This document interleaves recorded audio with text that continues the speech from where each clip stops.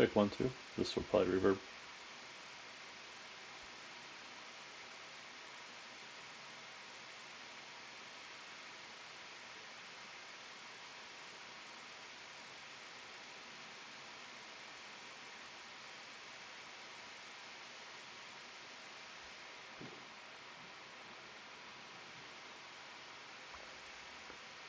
Alright, so this will be not scripted, not planned.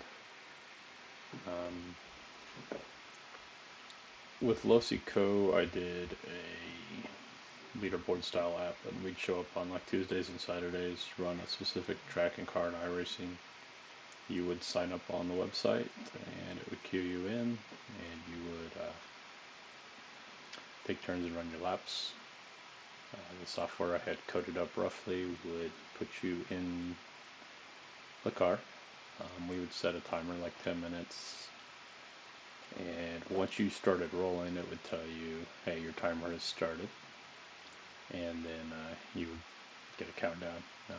Like at 5-minute mark, it would tell you 4-minute, 3-minute, etc., and then give you more of a countdown, like 15 seconds, 10 seconds. And it didn't just stop you then, though. Like some of the places I've seen, it gave you enough time to complete the lap at a reasonable rate, like your average, basically. And then it would shut the ignition off, which would then tell you through text-to-speech, you know, to hold the brake, and the car would reset on its own and kick you out into the iRacing pit view. This kept the issue of people just running and running laps and you having to babysit and tell them. Recently went to the Sim Racing Expo in Chicago, which was pretty neat, and a lot of rigs running and stuff, and leaderboards and all that. But the one thing I noticed is nobody actually had a good system to handle this, like I had mocked up for my own little garage adventure. So my thought was, let's just rebuild it, but in a commercial scene. I'm already mocked up like a generic leaderboard and stuff, but what I'm planning to do here is, you can kind of see in the code, I've already started a little bit, just a quick readme. One second.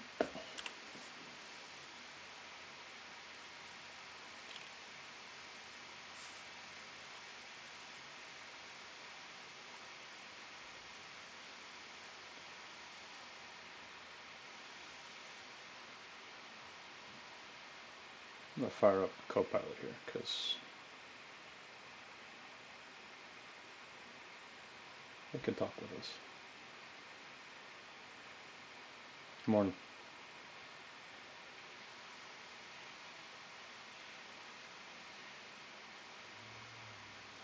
Get the desktop audio back up here. Good morning, PJ. What's new with you today? We're working on a little podcast, and I'll show you. All right, let's welcome our guests. Who's joining us?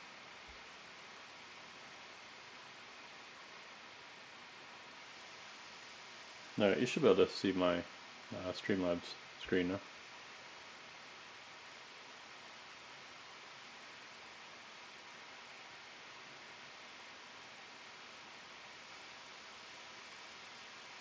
Can you hear me?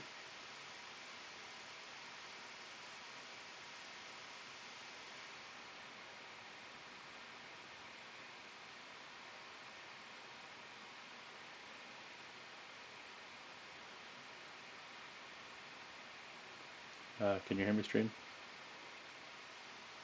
I see your Streamlabs desktop setup. What do you need help with? Just showing what I'm streaming right now. So we're going to code this new iRacing Commander / leaderboard software, and doing a live video on Grid Pass, which is kind of the first video for the Grid Pass YouTube page. Got it. You're live streaming iRacing content through iRacingCommander.com on Streamlabs desktop, using it as the first studio for the Grid Pass YouTube page. How's the stream quality so far? The quality's fine, but everything's not quite right there. But I'm going to stop showing you the view and paste in my README real quick. If you need any tips, or run into issues, I'm here.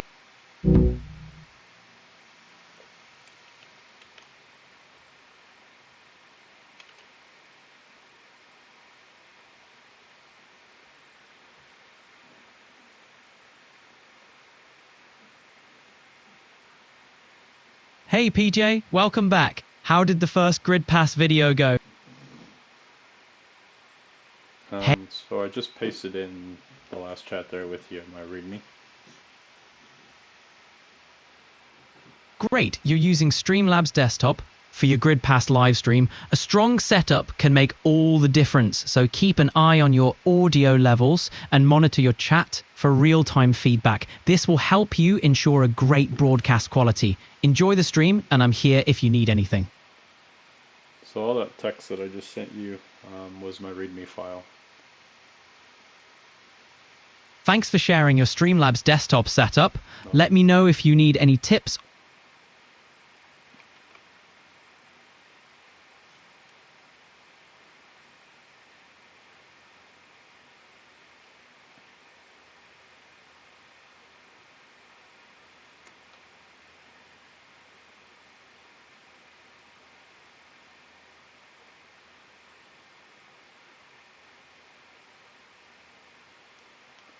Kind of hoping I could read it out loud, but it doesn't look like it can. So.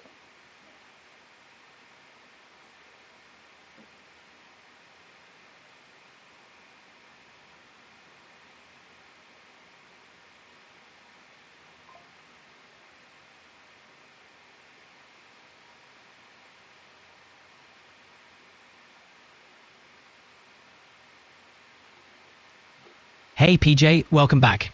What's on your mind today? We're in that live stream still. I'm going to have you kind of be like my co-host here. You're all set up with Streamlabs Desktop. Your layout looks solid. Let me know if you need guidance on tweaking anything or have any questions while streaming.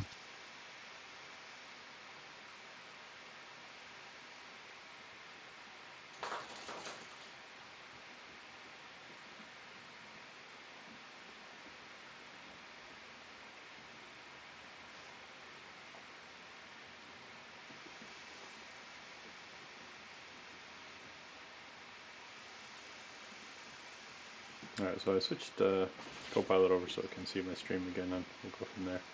But the README basically is here. Wait for it to kick in and override me talking.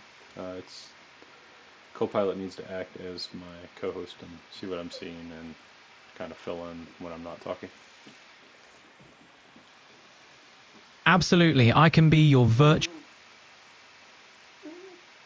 I've got you covered. While you're live streaming, I'll jump in to engage with the viewers, add commentary, and keep the energy up when you're not talking. Just let me know if there's anything specific you'd like me to cover or any cues you want me to follow. Ready when you are.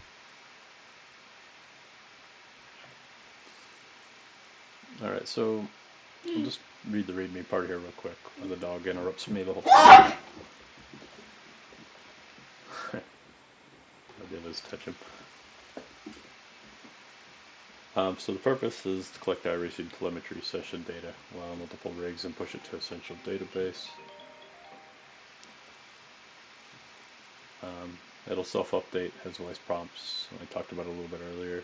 We're going to start really simple though. We're just going to try to get iRacing to communicate with my script here.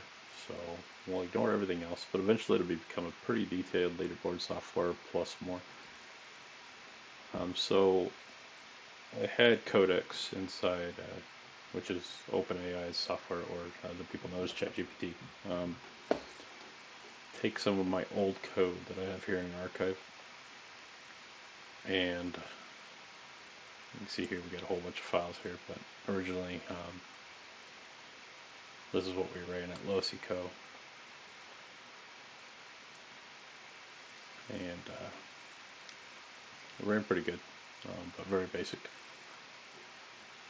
So I've got a bunch of the old code here I worked on. Instead of starting fresh, I had Codex go through all of my code and read what worked, what didn't work, good ideas, bad ideas, things like that, and come up with a plan and a README.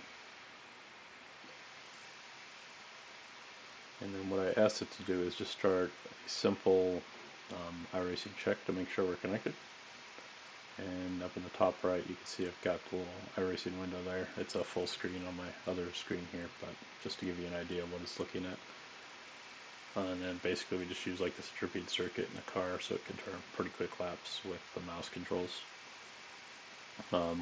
Later I'll probably add an Xbox controller just so I can quickly go through and drive a lap. But it'll run continuously, and we're going to try to do it very modular.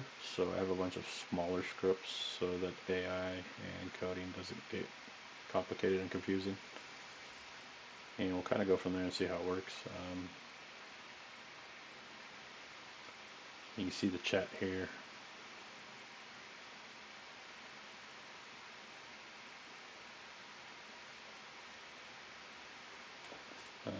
Let's just run.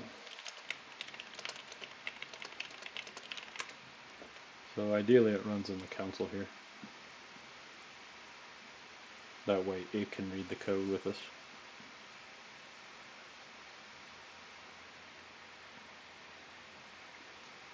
And then what do you think so far, Copilot?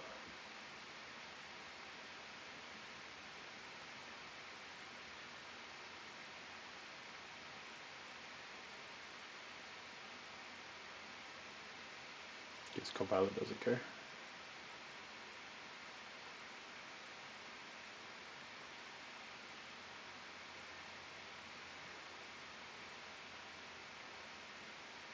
It's back there not responding, so.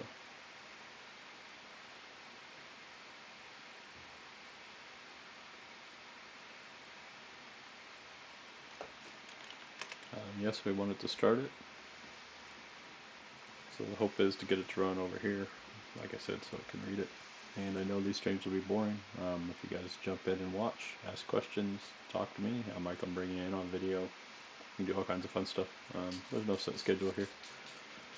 Figure if I get good stuff here, I can pull it out and use it later.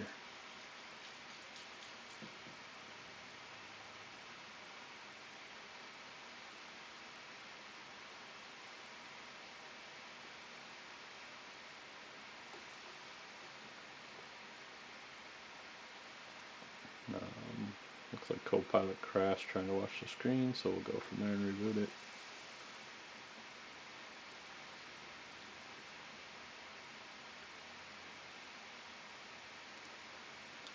Would use ChatGPT's voice, it's amazing, but it's pretty limited on how long you can use it, so kind of hard to get used to it and then take it away.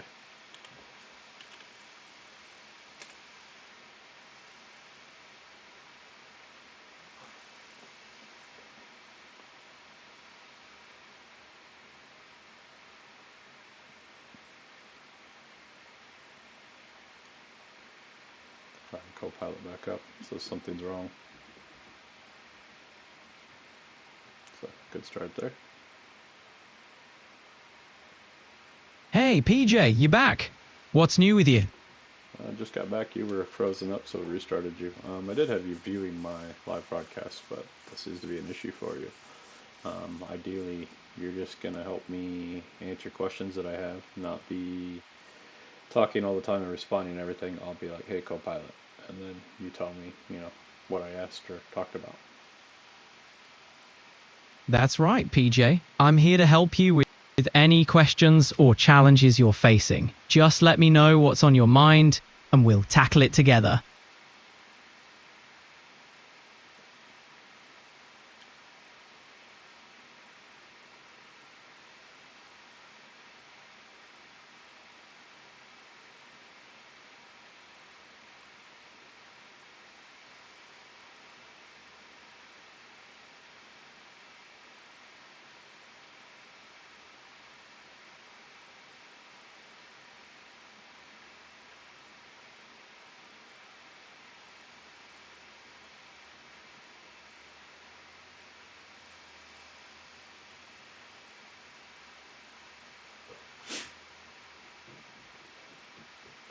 Alright, so we're getting a virtual environment fired up here.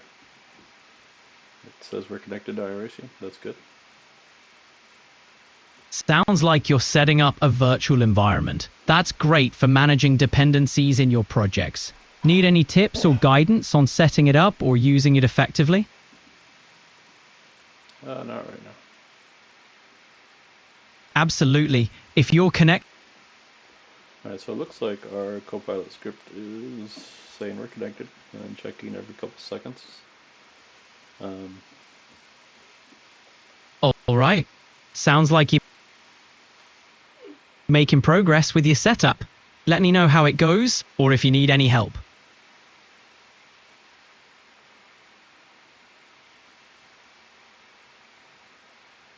I'll try sharing the screen again because it's kind Got of a it. more helpful way, I think. So at least Copilot knows what's going on. And just tinker in with the AI stuff to see how we can make it useful. And of course the dogs, you know, they gotta go crazy while you try to stream and they're usually never making noise, so. It looks like you've got Streamlabs desktop open and ready to go. Need any help with your setup or any questions while you're here? Not at the moment. You'll just kind of act as like a co-host and fill in when I'm not talking or what you notice. Be helpful, but also remember we've got an audience watching, so we'll go from there.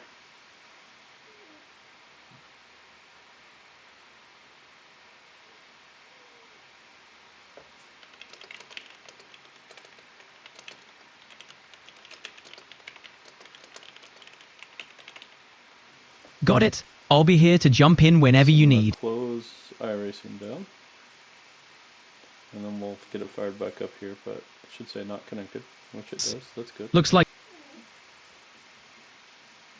Understood. I'll be here to support as a co-host, filling in and engaging with the audience as needed. Let's make this stream a good one. Alright, so you don't need to reply to everything I say, just kind of monitor, and then you'll know if it's worth responding to.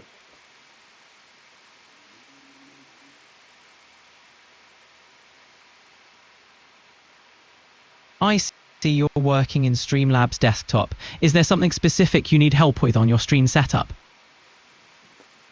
Nope, just be a good co-host.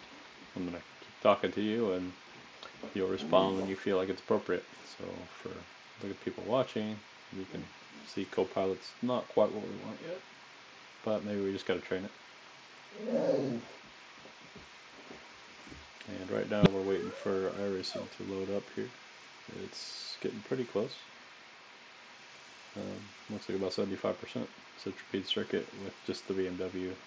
But all we're watching for is to see if this moves over to connecting.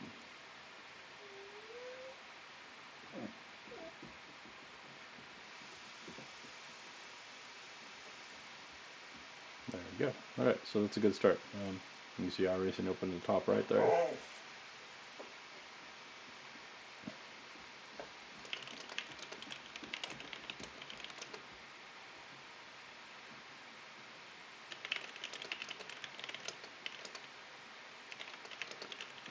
So far so good is what we're telling Codex. It's thinking.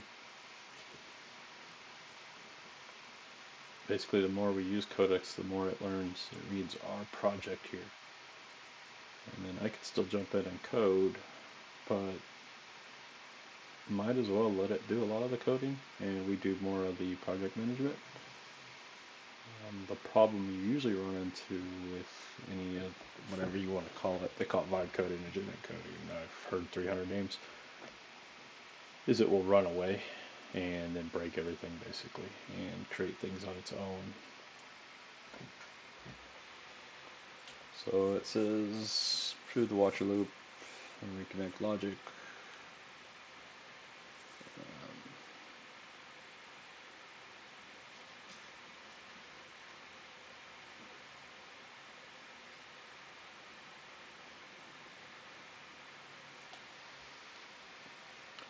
So I want it to be very modular and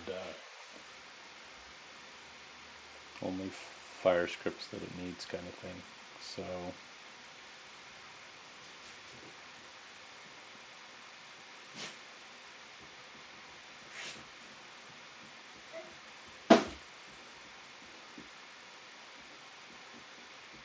needed to explain what we wrote here. I mean, I can see some of it, but it's trying to do a little more than I wanted it to.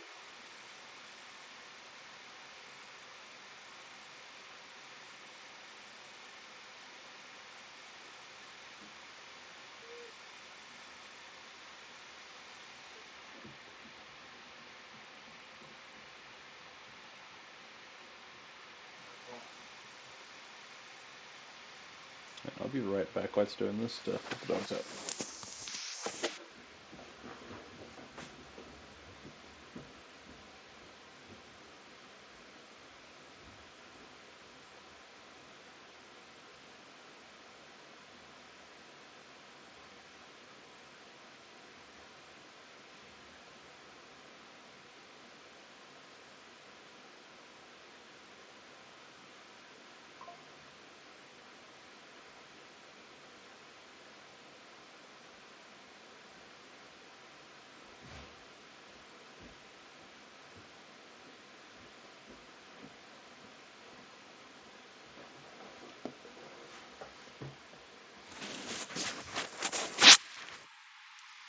Hey Google, set a timer for 10 minutes.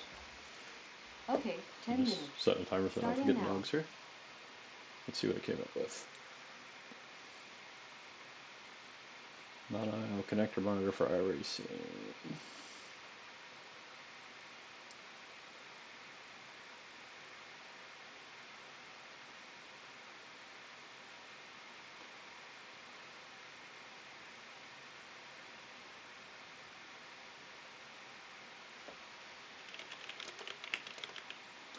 So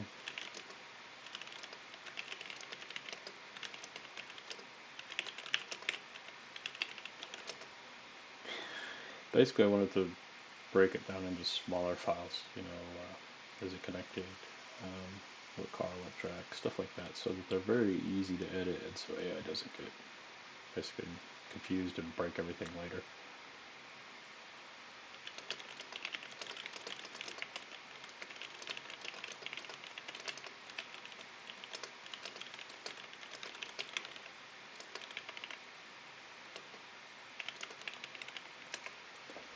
And then what I wanted to do is build like, so we're going to have a main file that we run, ideally Python for now, that will launch the other Python files that as we need them.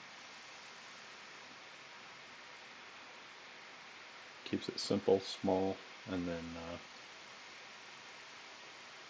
basically modular and only running what scripts need to run. That way we're keeping the system resources down too. I don't know how well that'll work. Kind of a new thought I had, but let's see how it goes. These videos will be long, they'll be boring, but it's good practice for me. It's good for me to think out loud instead of just try to build. And for those of you that don't know much about me, basically a geek that's been involved with motorsports in some form or fashion since I was a kid. Supported some AMA flat track, went into car dealerships and automotive and management, and then into pro racing. Back it up a little bit what I was thinking. Actually started iRacing, got into that pretty heavy, was one of the early adopters back in 2008. Ran some leagues with some guys. We had almost 1,000 members with league ID 25, so I mean very early. Ran sites like iRacersResource.com, ISRILeague.com, bunch of spin-offs from that. While doing that, I got a call from a guy named Jim Daniels. He had ran some races, and some of the other pros from like World Challenge were running in my league races, and they invited me down to St. Pete, Florida for a World Challenge race to basically pull some data on the cars and keep track of video files and that. And then that kind of turned in from there. Went out with the team in Reno, ran that, did some NASA 25-hour stuff for about 5 years, learned a lot. Also did World Challenge in the same time. COVID hit, took a break from that, went and built a proton accelerator for Varian and Siemens at our local hospital in Peoria, Illinois. We treated some cancer, did that stuff. Good job. Just not what I wanted to do every day. The schedule was pretty rough and hectic. And Honda recruiters gave me a call and asked if I was interested in supporting their engines in IndyCar, and that's what I'm doing now for Honda. Currently in the off season, so try to do a lot of my side projects like this. A lot of free time, nothing really scheduled until February, so we'll do this a lot and go from there.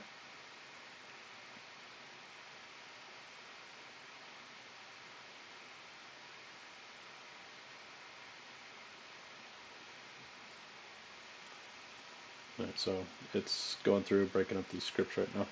You can see them here on the left.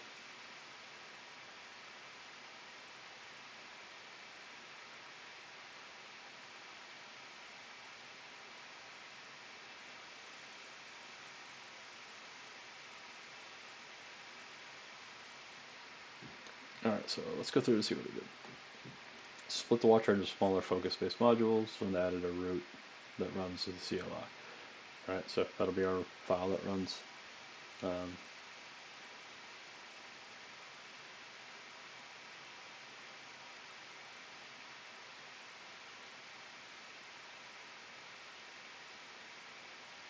Alright.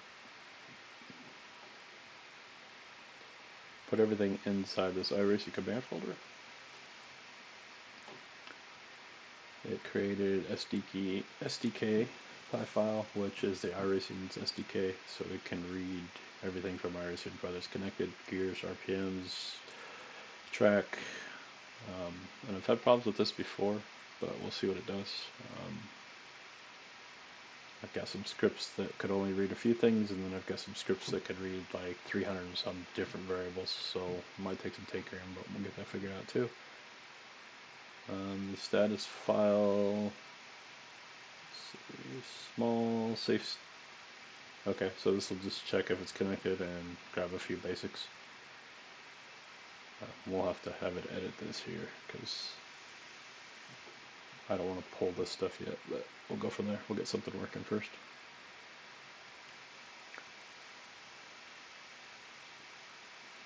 Alright, so this is the JSON writer, the watcher, so it does the heartbeat, seeing if iRacing's up and running. It says with no IO side effects, meaning it shouldn't affect anything.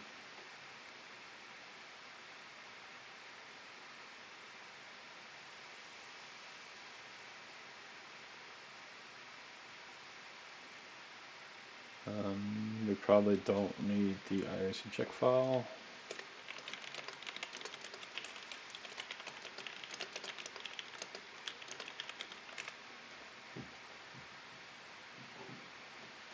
And I know I can just delete things like that, but I want to keep the AI in the loop so it knows what we're doing and having it doing most of it. And sorry, I'm still a little sick, so I'm trying to breathe here.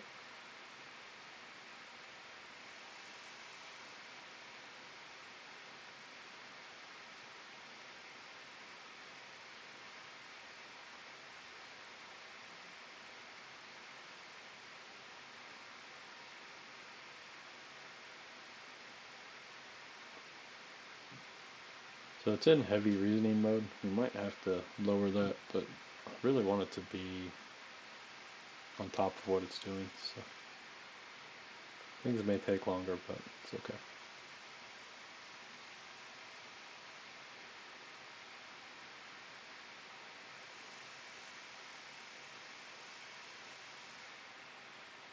And then I should be able to play my own music that I've written without getting copyright violations here.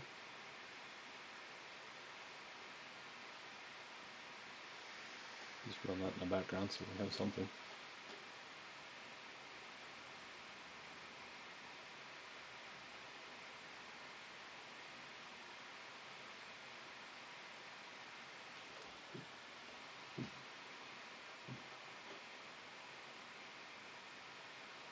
Let's get that launched up in the background.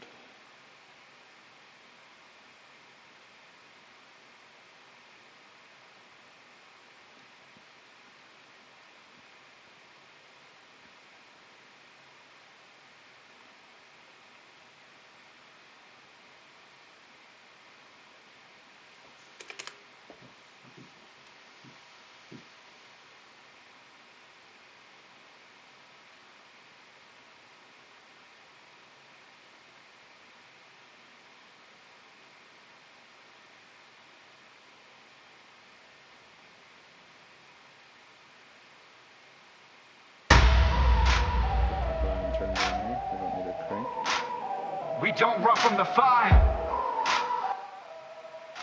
We race it. Born to burn, not made to break. Feeling the blood, Fire up. gripping that stake. Foot on the floor, no looking back. This ain't a road, it's a heart attack. Let it burn. Alright, bear with me for a second. Welcome to life, trying to do all things at once. Gas in the soul, flames in the eye. Shift that red line, vision thin.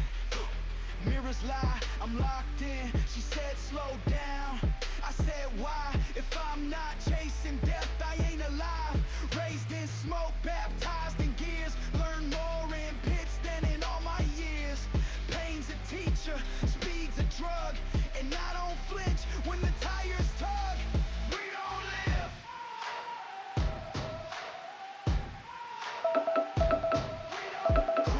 Should put the clips in. In the lane, every scar's just part of the chain.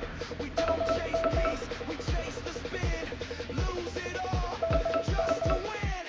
Born to burn, not built to bow. Live in the now, forget the how. Tires scream like battle drums. Ain't stopping till the end comes. Let it burn, let it ride. Crash and climb. We don't hide. They don't get us. Call it reckless, call it wrong. But we find heaven where the brave don't live too long. Every lapse of prayer we scream, not in pews, but in the beam of headlights, floodlights, no light left. Just the fire that's in our chest. Back to throttle, no regret. Grip it loose and place your bet. If I go down, let it be known I was aiming for the throne. No calm, no quit. We grit, no fear, no fame.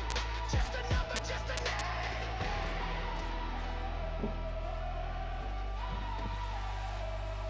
Let it burn.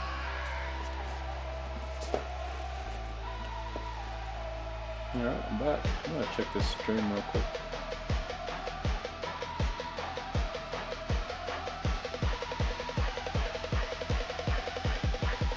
I'll get some overlap music and stuff.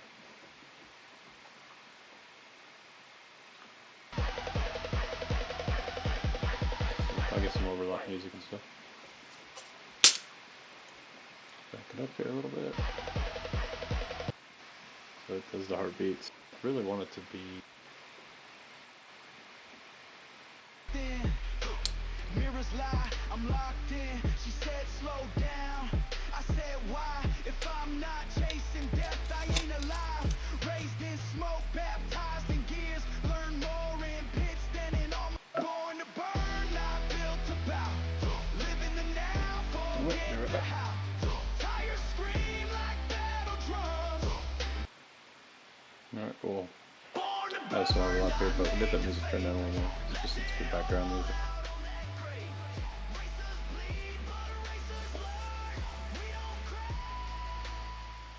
And I need to make sure I'm definitely louder, so I guess we could just do that with the desktop audio. Alright.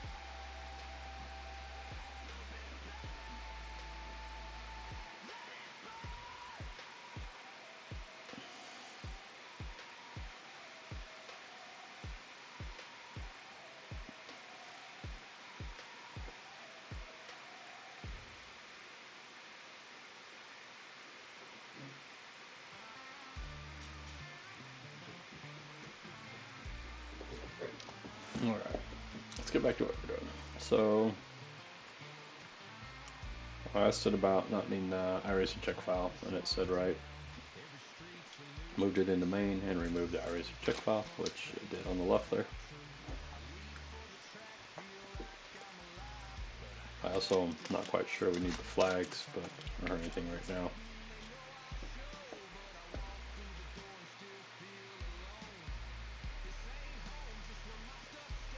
Alright, so we're gonna run main.py. See what we get.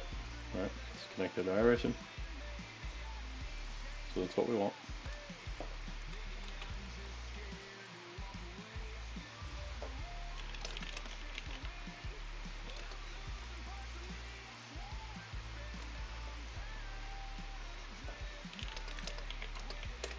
how do we test the other files and functionality?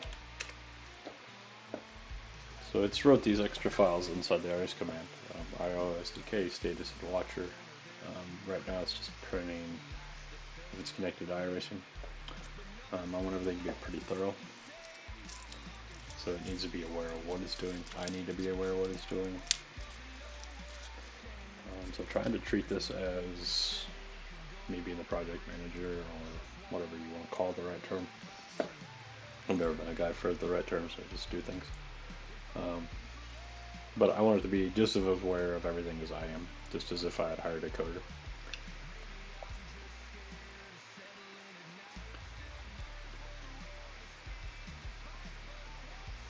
So it's creating a test file. It looks like it can run through and test everything. Not against that as long as they stay labeled like they are. Because what happens is you end up with a bunch of files and you don't remember what they did because you didn't write them. I don't think there's anything wrong with that anymore. I'm sorry, eating some Reese's here that Cassie got.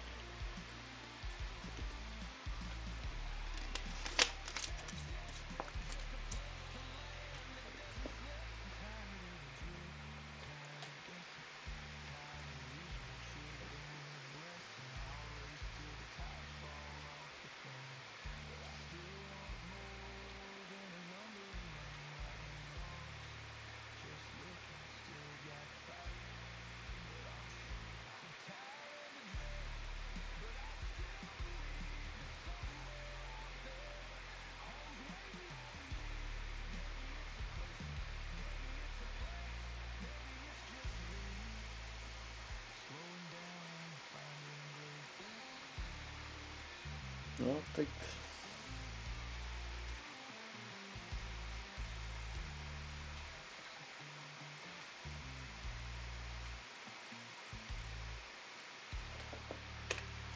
Well, the test files were a horrible thing, but I think I'm getting kind of out of the loop of how simple I want to start here.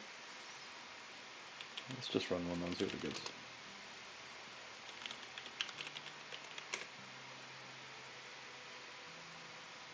Oh, oops.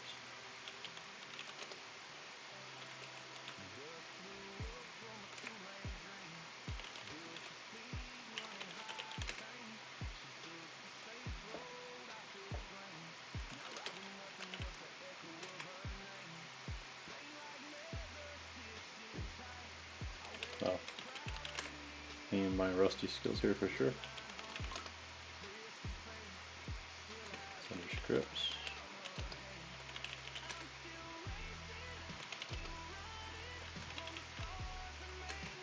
No.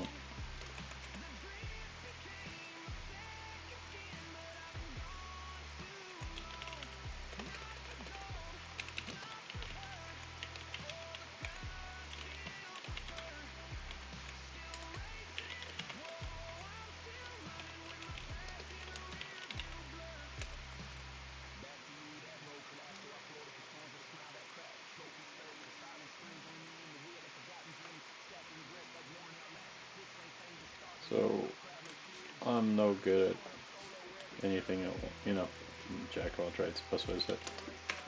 If you guys see ways to make things better or faster, spit them out. You know, you don't have to be a dick about it, but no issues having a little help from guests.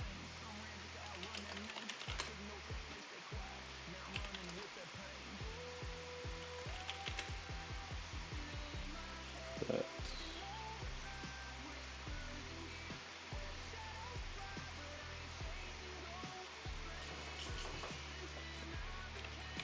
That looks like that. Yeah.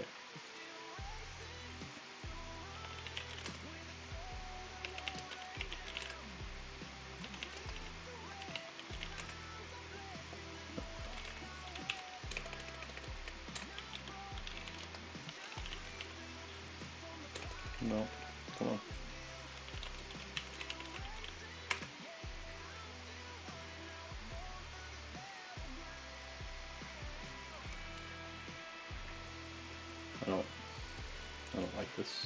So it's not how I want my workflow to be. So we're gonna get rid of the scripts.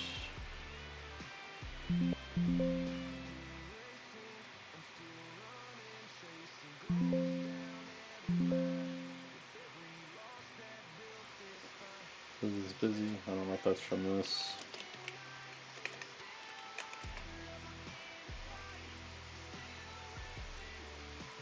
It was.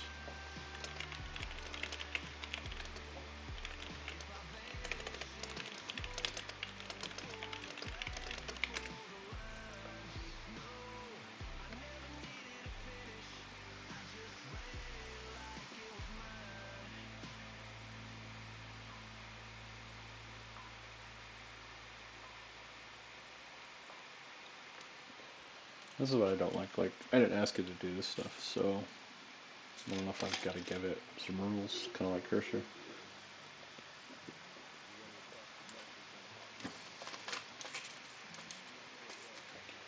That's why you have to make backups of things. Like, I have backups of the base folder, basically, with just the archive and the readme.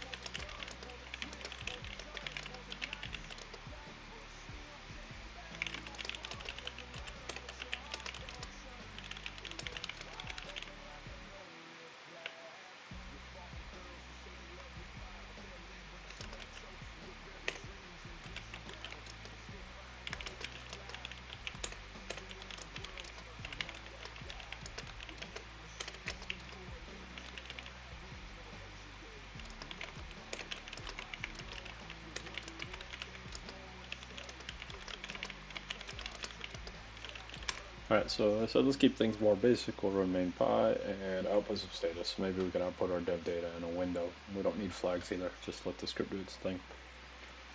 So my past experience would say it's going to say something about Electron or try to do a web page. Right now I'd rather just have it open like an Electron file, which is still basically a web page, but runs in its own little window. I could show that to you on the stream easily, and we can use it for our debugging and dev tool. That way it's not massively filling up the terminal. I should have probably gave it more detail, but let's see what it comes up with.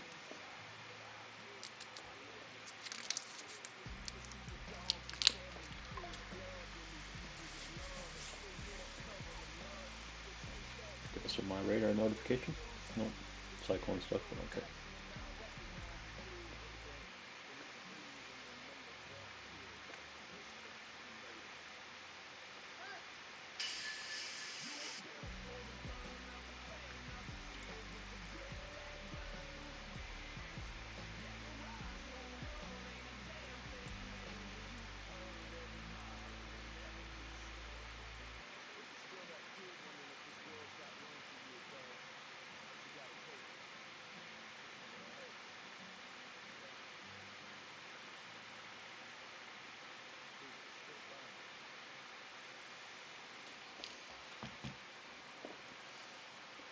Alright, so it simplified it, just runs that. Uses Tinketer.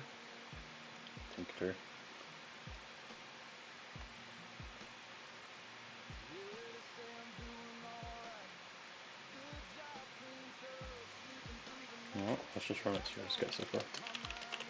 A lot of this is tedious to start with, and then once we get the core working,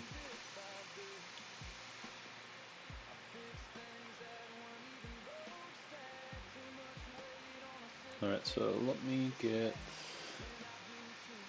this little window added.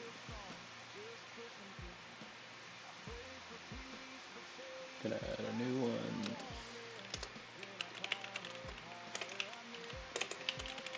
Commander, we'll call it that status.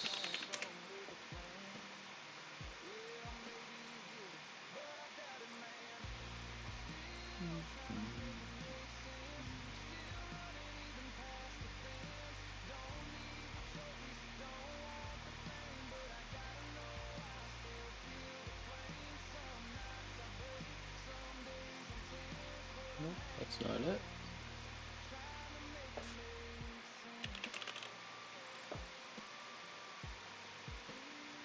That's what we want.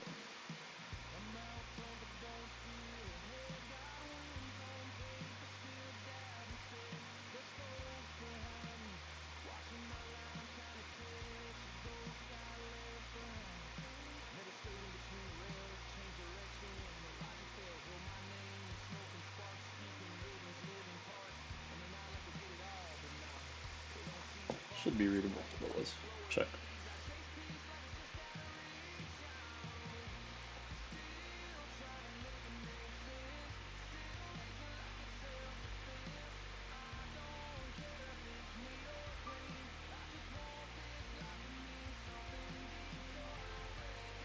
So let me know I have YouTube Premium. Get sidetracked.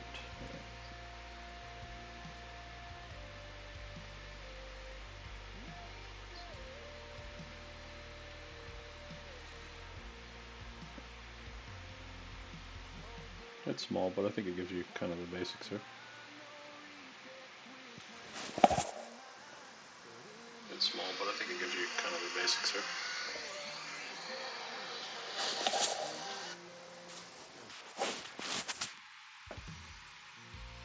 Alright. Let's go here.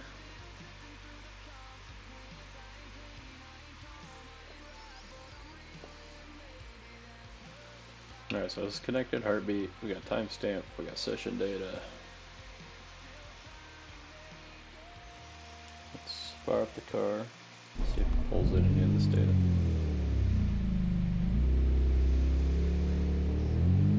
Doesn't look to be right now, so I'll figure that out. Oh, there it goes, just a slower update.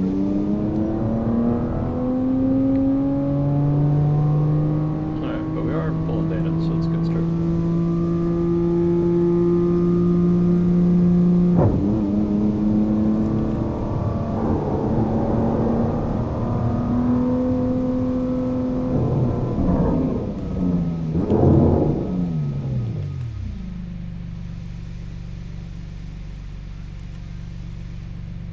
Leave the car running.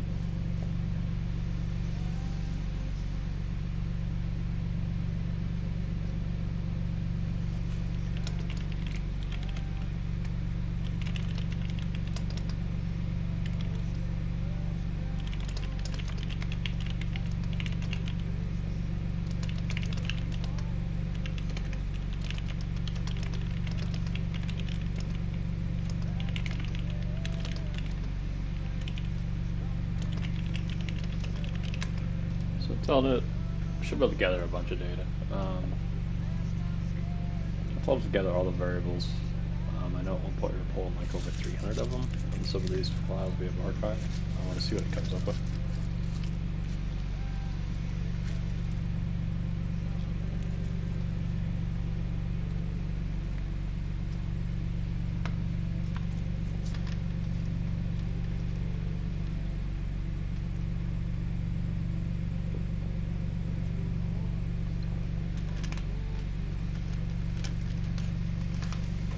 Sorry for the drinks and the food, but it's a reality when you're sitting here for a long time.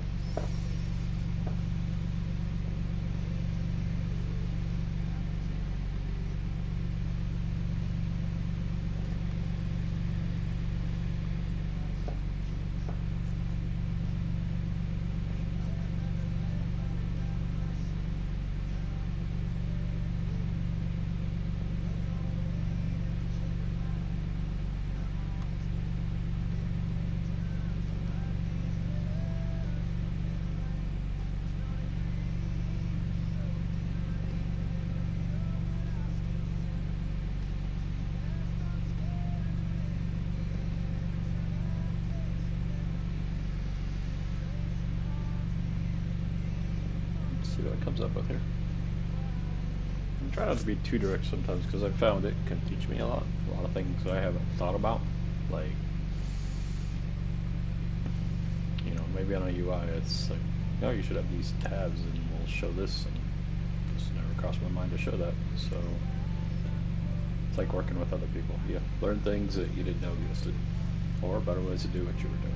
And sometimes it's just flat out a mess and you gotta have it go back and tell it more in detail.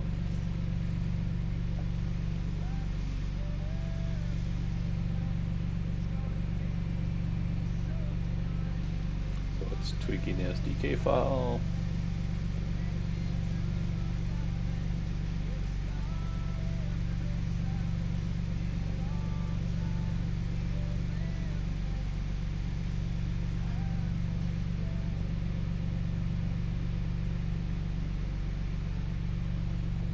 I like that you can read how it's thinking.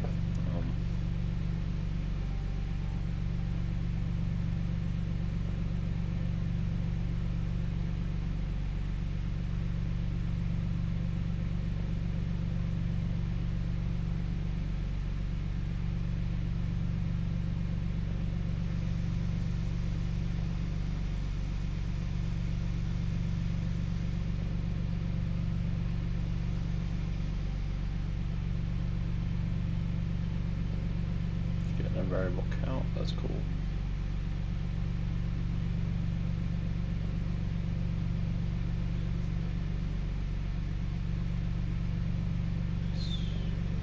Telemetry file. Alright, that makes some sense.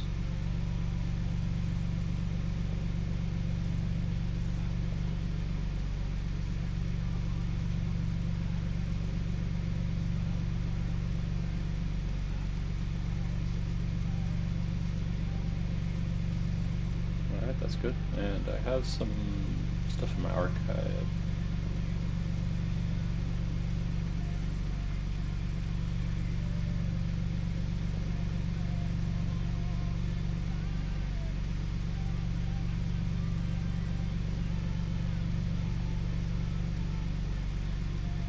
This is old stuff.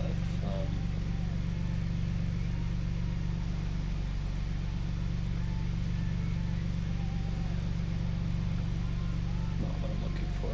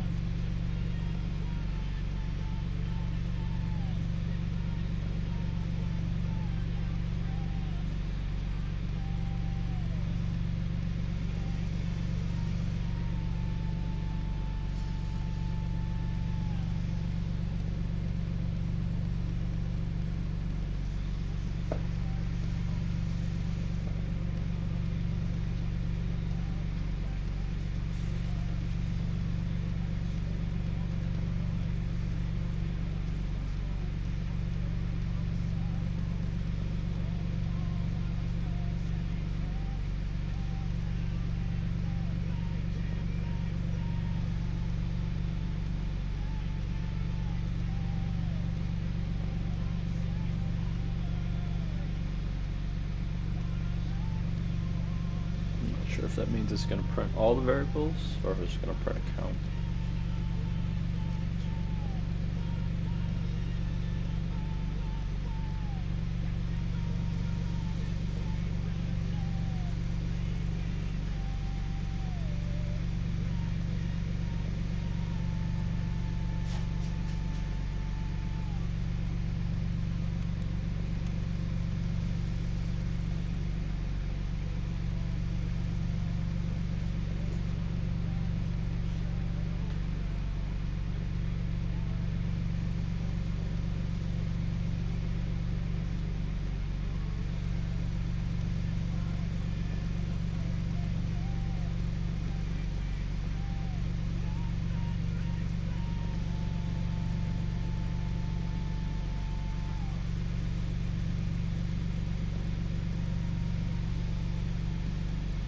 Variable count.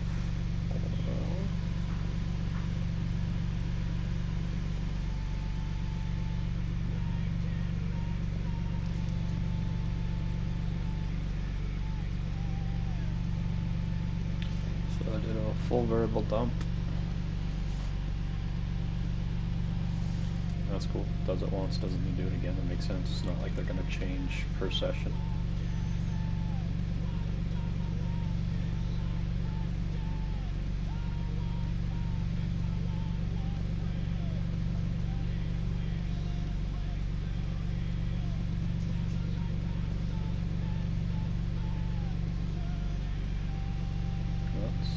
Sounds like what we want. Let's see. 331 variables. That's good.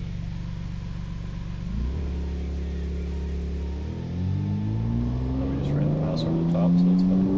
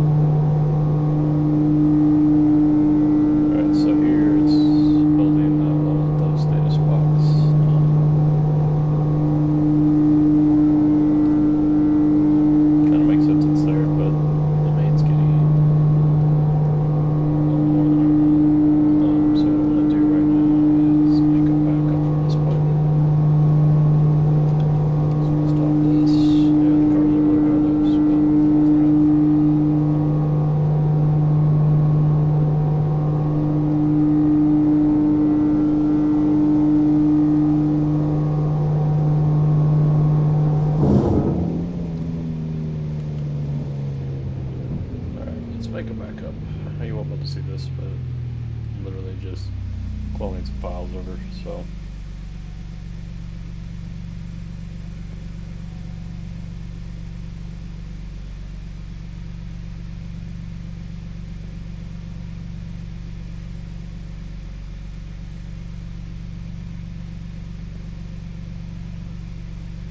Just gonna put it right in here.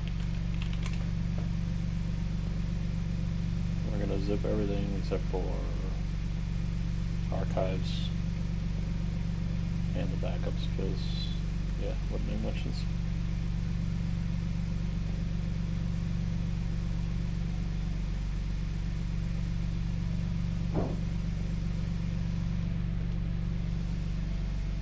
Alright, it's compressing it to a zip file, and then we'll continue on after that.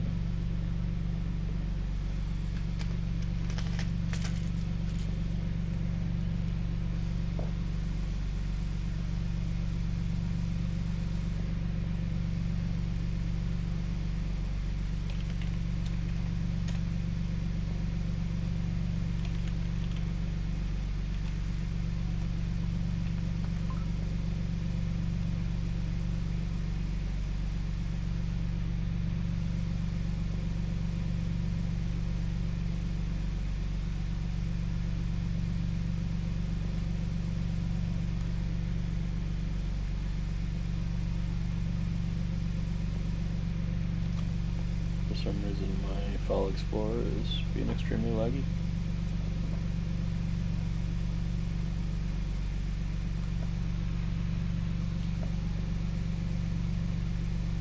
Plugged in, we should be running in full performance mode. It is so.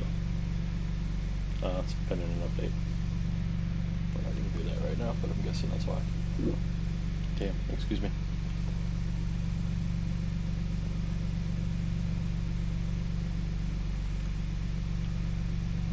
Alright, I got a backup mode. You can see in my Explorer here.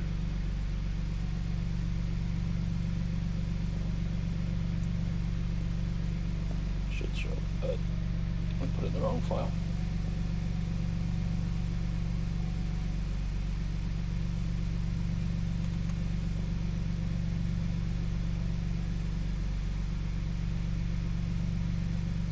There we go. Alright.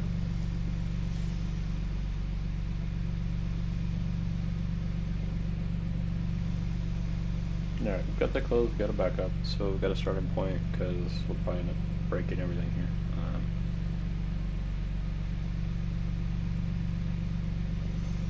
Let's go back to the plan really quick, just to try to follow it a little bit. So we're kind of in this phase 0, phase 1.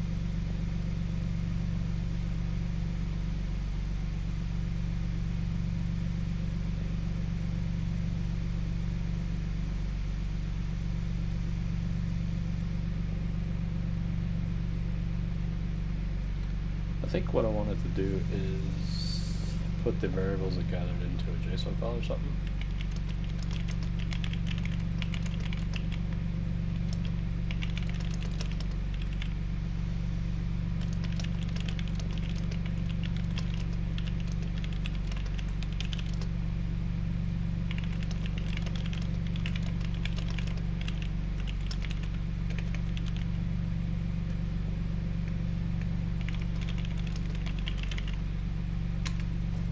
So we told it, let's put variables that we're aware of into a file so you know they exist for future planning, as well as update that file when we check the variables.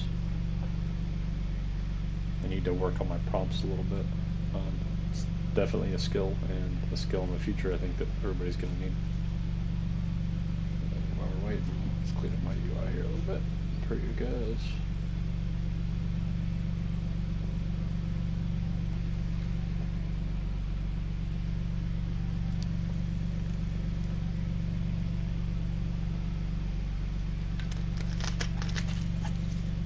We got a buddy Zach Shaw that's liking all this stuff and what we're doing, and my buddy Chris. So I think what I'm going to do is share these streams with them.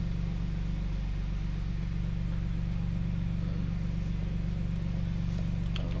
I mean, that's the point. I'm still nervous when I stream this stuff for some reason. Hopefully one day we get over that, but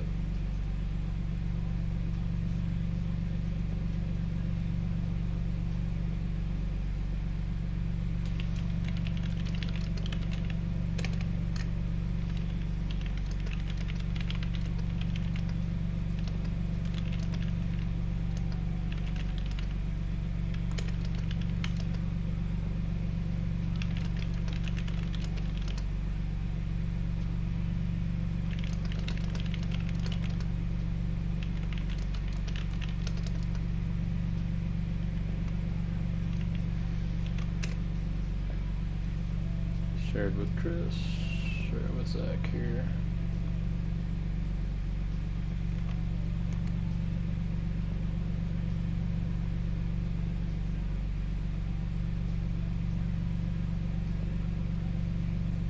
Accidentally shared it with Chris twice.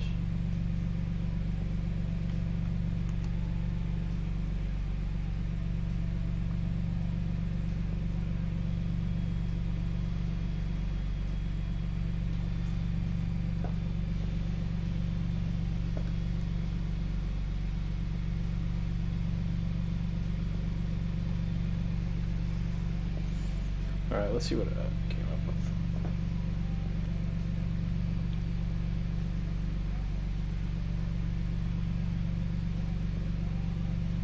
So it's going to create a JSON file.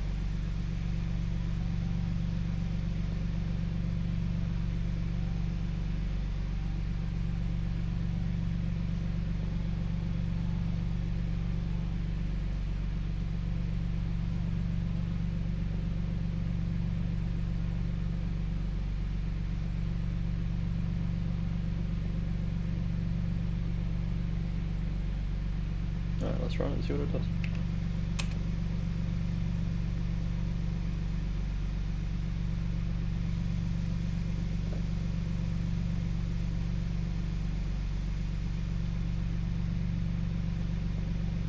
Dumped 331 variables.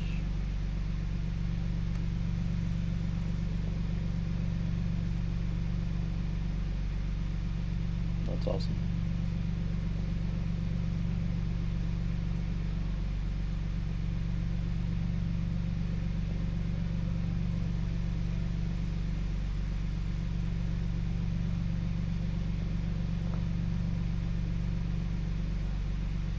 And there's a ton there, so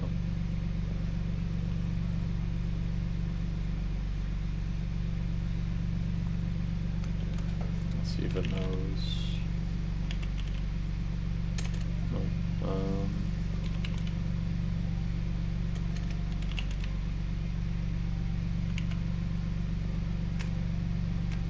Track temp, track crew, track camera is on track.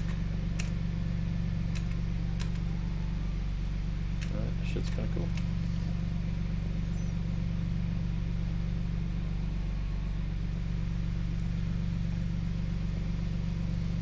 That's right here, it looks like. Yep.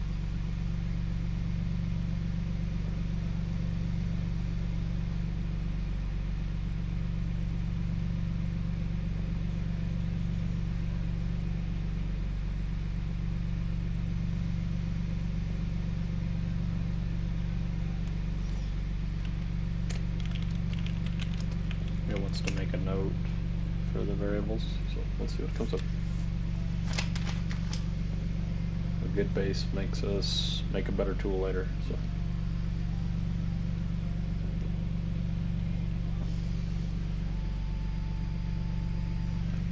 So the first project we're going to make with this is basically a lap collection.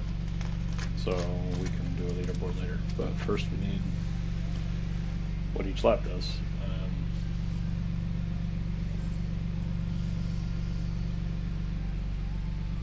There's plenty of stuff we can add to that, live telemetries, things like that, but I don't think we need that yet. We just need to collect each lap and gather this, excuse me, the stats on it.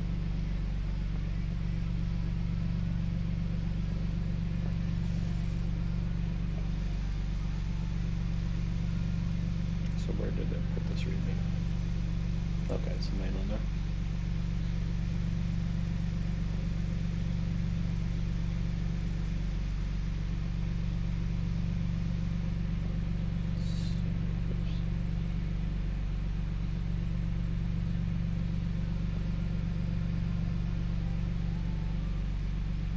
That's good info on it, I would say.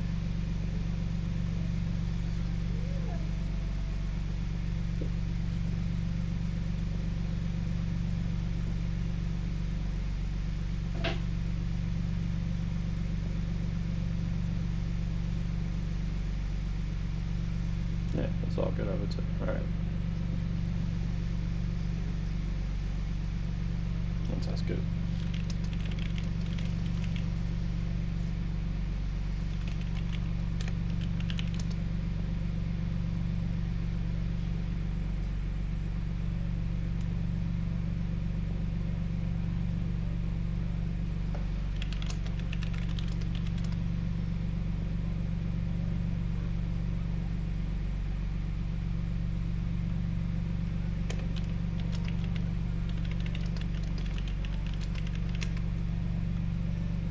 Zach responded, so just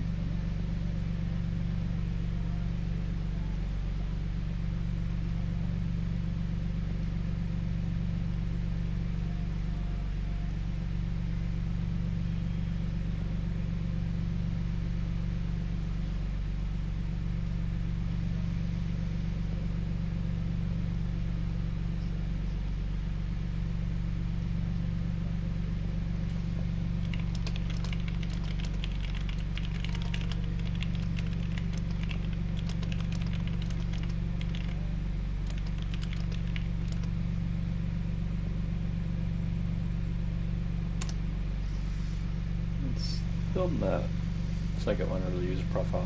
I don't really see why we need that at all, so I would drop that and just update this known variables one.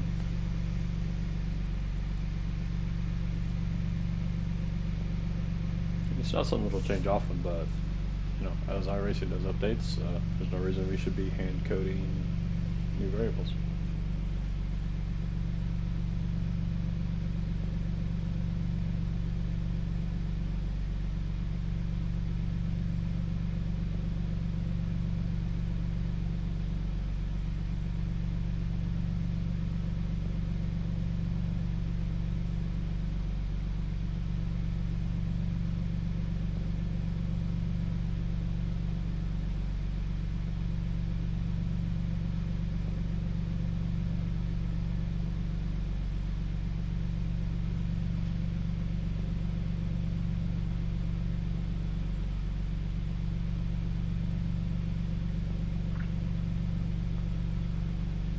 Go to YouTube and find some good background music to play.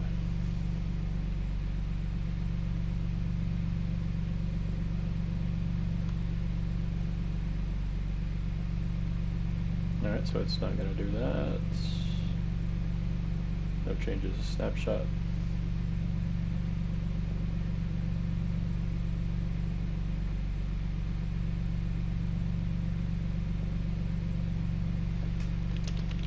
Thinking the user profile.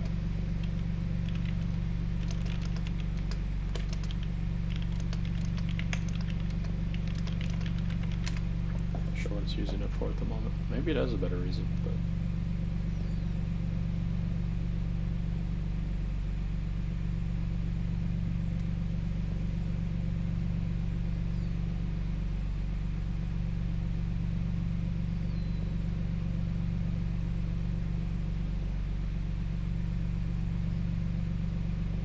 You want to talk about Valve's new VR hardware right on the eve of the arrival of your new VR headset that you spent over $1,000 US on?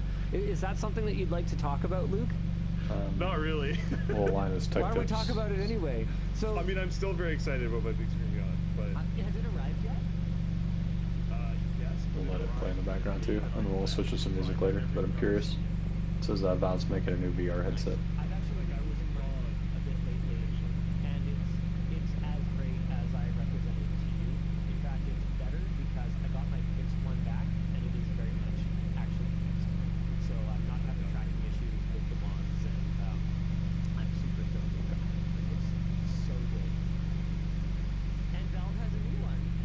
Valve has applied for a trademark on the term Steam frame, and between the content of the filings and some heavy data mining by Brad Lynch, aka Sadly It's Bradley on Twitter, it looks like new VR hardware might soon be officially announced by Valve. Data mining of the latest Steam VR beta has revealed that Valve is appearing to be working on it. And Brad Lynch also speculates that the official name of the newer Alright, so looks like they're no longer going to use a profile path, which is what we want.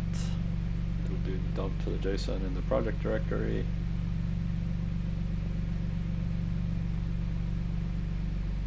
Alright, okay.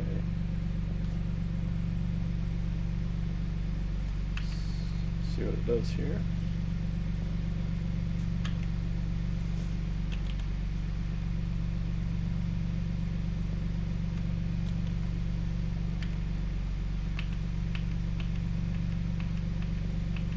It's gonna run that for a little while. Should have just typed it.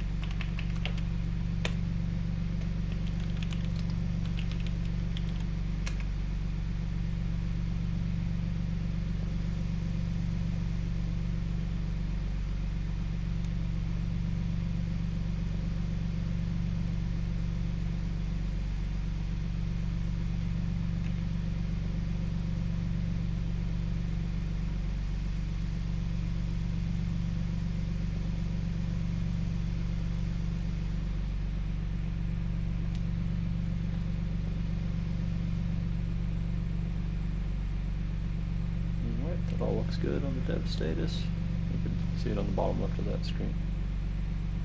And we'll go back to playing Linus's stuff while we're thinking. headset will be the Steam frame, with the major selling point being its spatial gaming capabilities. Lynch also noted that the Droid VR controllers are no longer marked as prototypes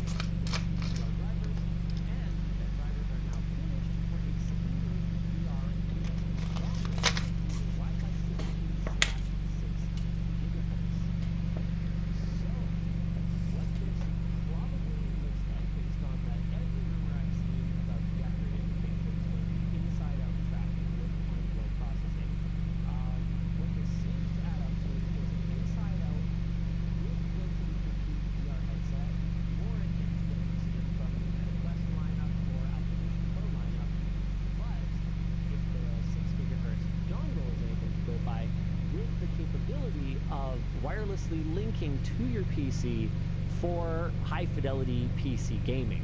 What remains to be seen is what the resolution Valve is going to be able to push is going to be, because I'm not aware of a wireless interface that can reliably and consistently match a wired interface for displays yet. And if anything, even the fastest display links these days are not enough for what I was hoping would be the future of high fidelity PC VR. Agree. I have kind of out of the side of my eyes been sort of watching the rumors around Deckard and kind of just hoping and hoping and hoping that maybe it's not the whole story, because I really wanted a second gen, or I guess third gen. I wanted another generation of Lighthouse, because I really wanted the third-party ecosystem of VR headsets that has sprung up around Steam VR and Steam VR 2.0, but it looks like maybe that's just gonna be dead. I don't know. We'll have to see. The rumors seem pretty strong, but it is technically still rumor mill.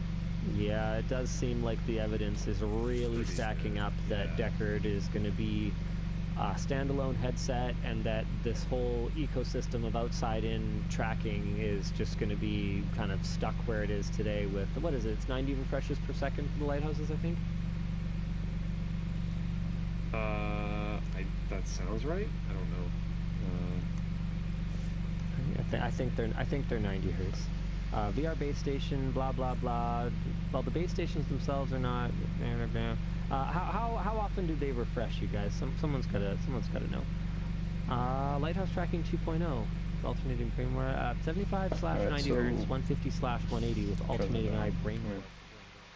They're just kind of chatting.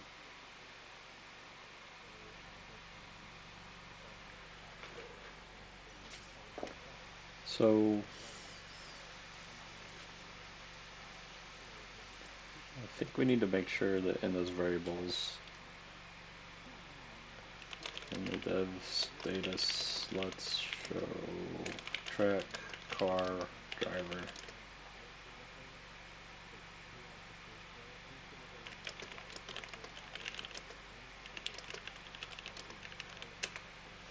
So in the dev status, let's show track, car, driver, as well be building lap logins. Kind of gives it a head up on its thinking, but also kind of tells it why we're wanting to know that information.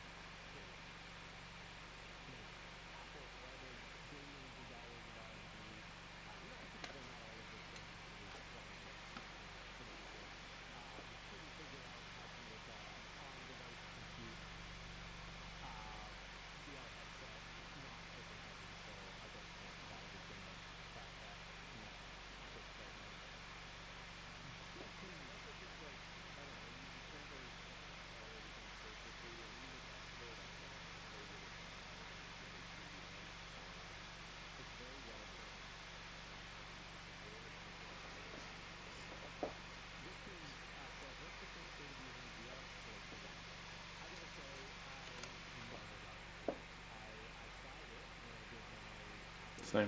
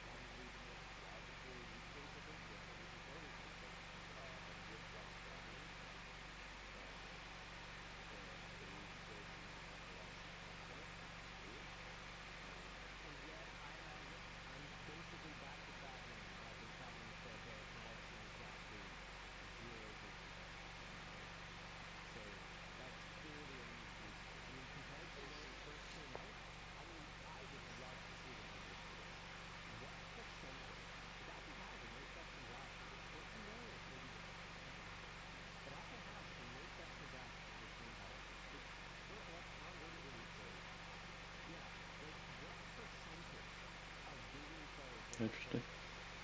optimization because they were working everywhere for 2 weeks, and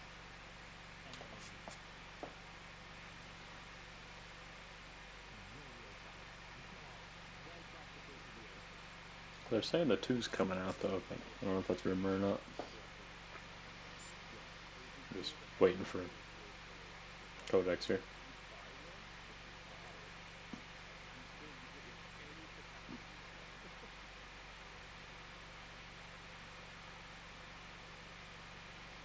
And this is what's so cool. Like, I can't look through all 300 and some of those variables easily, and it checks it in seconds.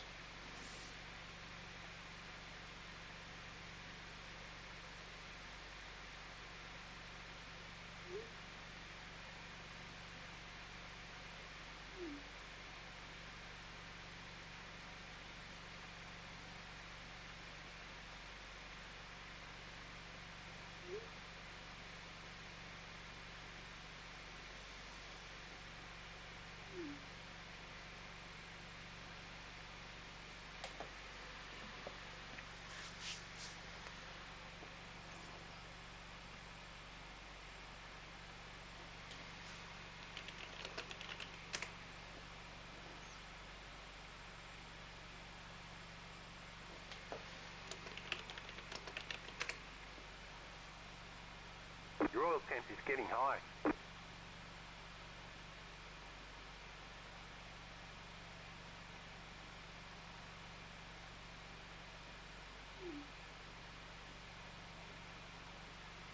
Get a little background music around in here.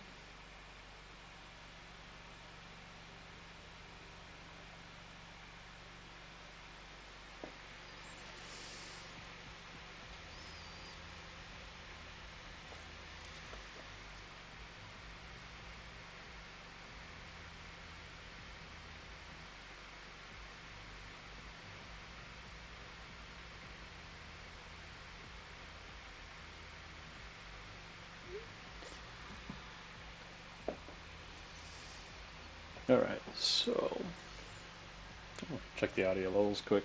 Still getting used to this stuff, so let's make sure it sounds okay.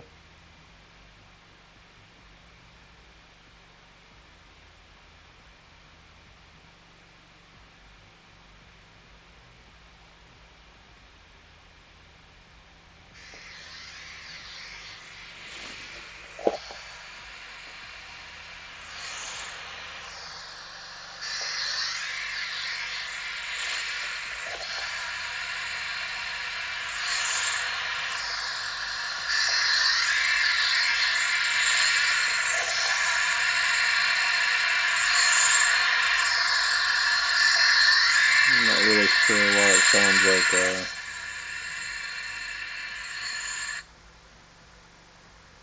must have just been reverb.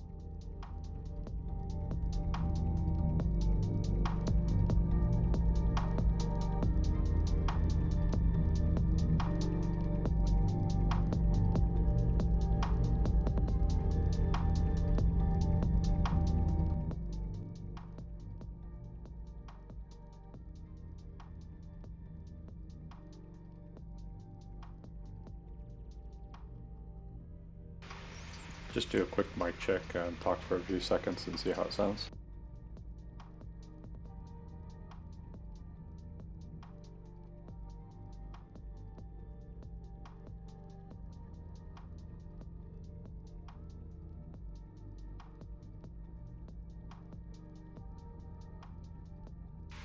Yeah, exactly, Chris, and gives me some experience on settings and chat. Yeah, exactly, Chris, and gives me some experience.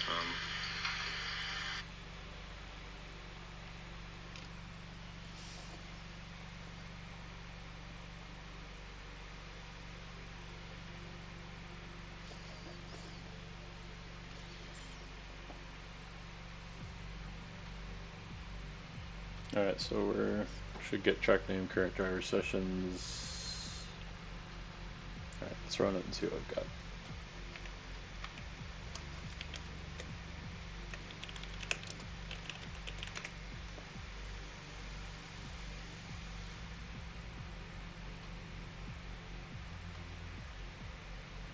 Check that out.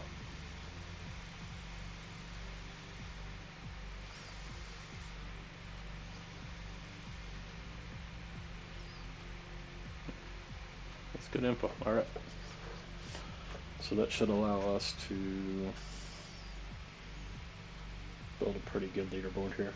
Right now, the data is going to be whoever the iRacing driver is, it's signed in.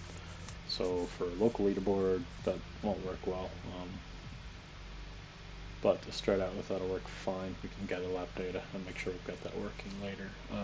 What it'll have to be, though, is you picture, whether it's in my house, my office, at an event center, whatever, they have a leaderboard competition going. And you have, let's say, 100 people wanting to sign up. So they scan the QR code that's currently showing the queue and the active leaderboard. It asks for their information.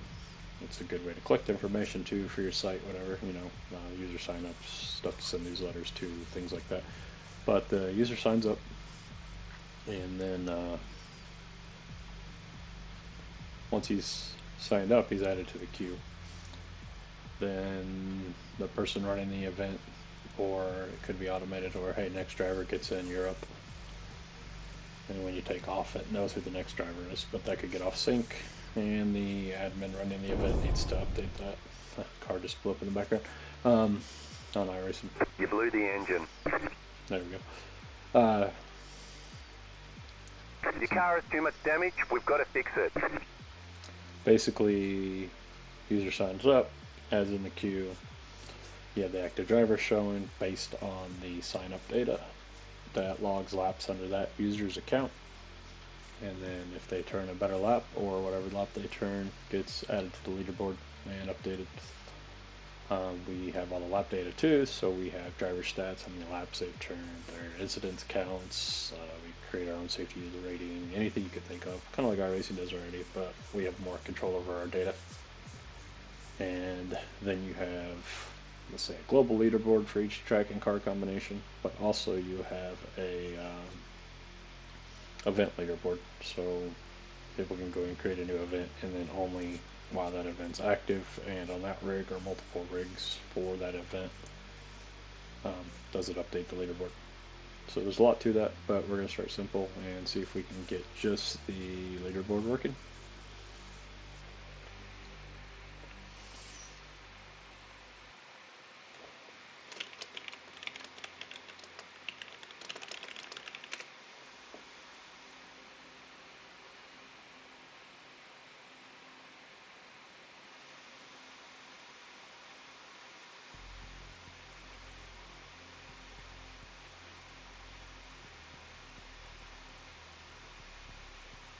So I'm going to grab this, scale it down.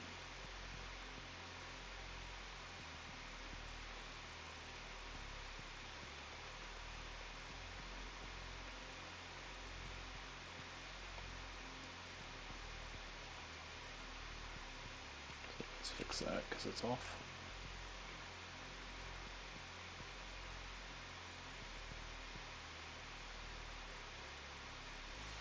I don't know how to do this layout yet, but just want you guys to kind of see what's going on.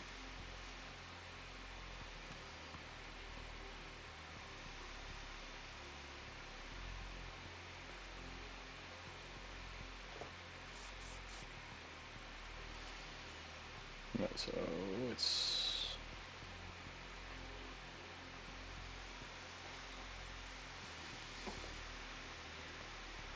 track length, track name, track config, that's probably the layout, and status. Alright.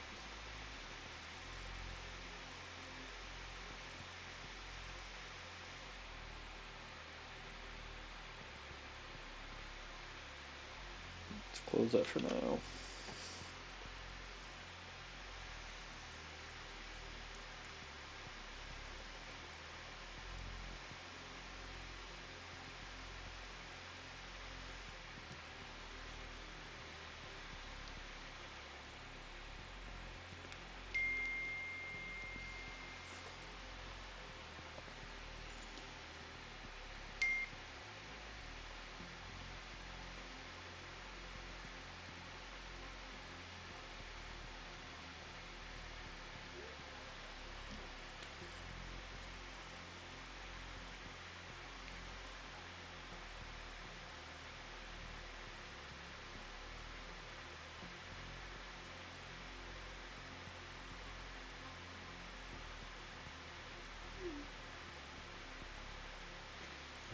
Let's rerun this and see what it came up with.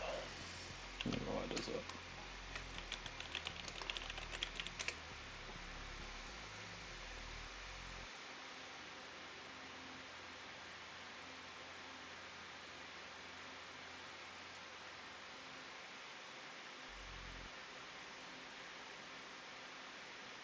Alright, so it didn't add the track layout, so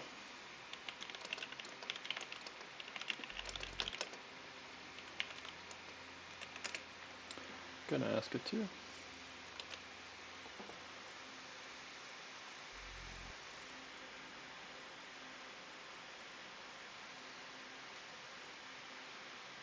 Just for a really good base so I'm not lost when I'm adding more features later or coming back to this.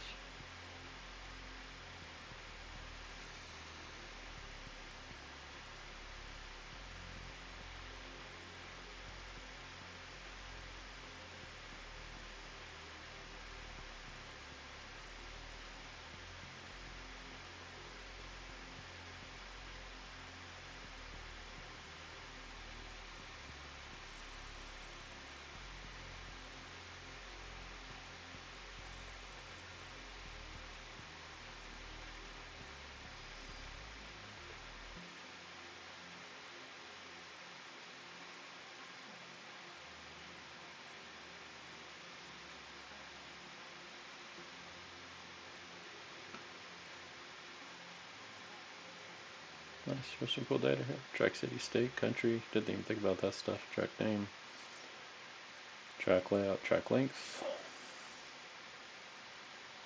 hit speed, turns. Nice.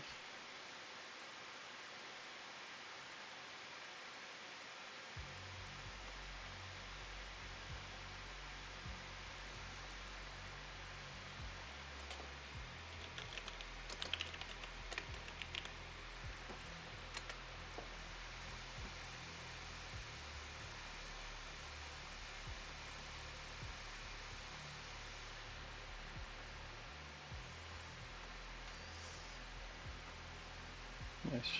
Type. Wait, layout doesn't have one because it's centipede, so maybe launch something a little different here.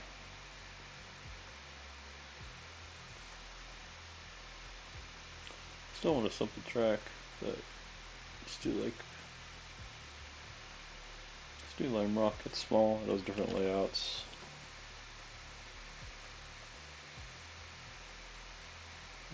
Fire up the school one. So it's over there loading right now. You can see it's connected now, changed now. Alright, so that's cool. Got a lot of empty variables here.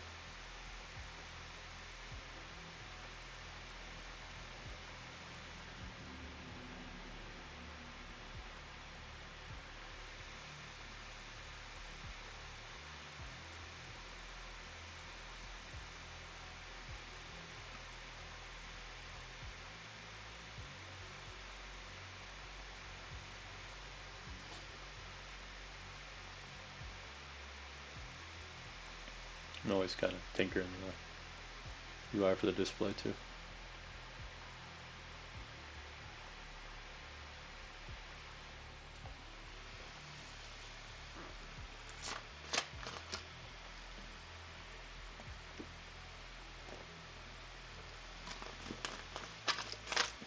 Alright, while this is finishing loading, it's at 75%, I'll be right back.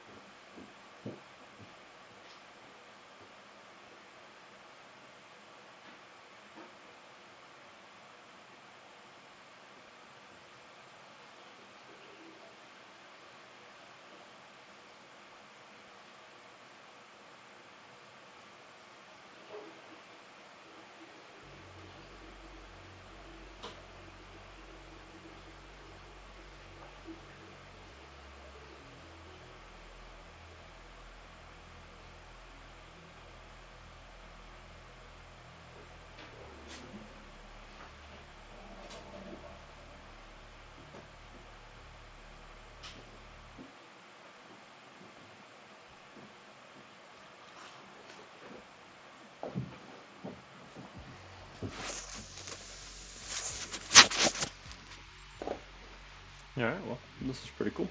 So, you can see iRacing loaded. Our variables, we've got all them going.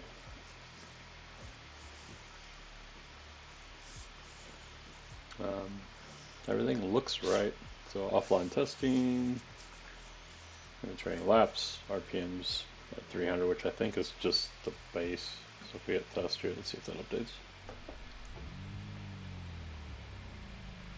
And we're only updating like every 5 seconds, so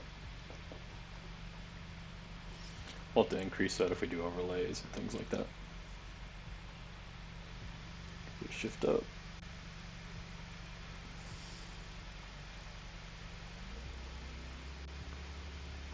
This is why we do centrifuge circuit, because trying to turn laps here would be a pain in the ass.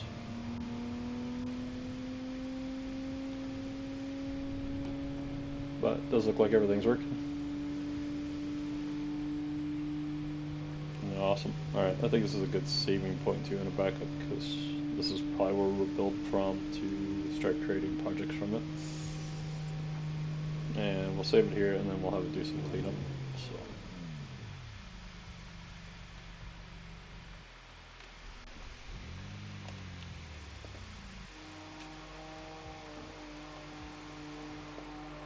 Got that good pass scheme going too.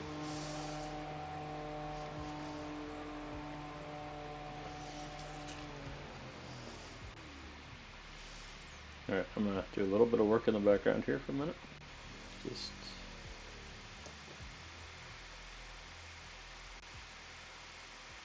basically create another backup. That's the goal.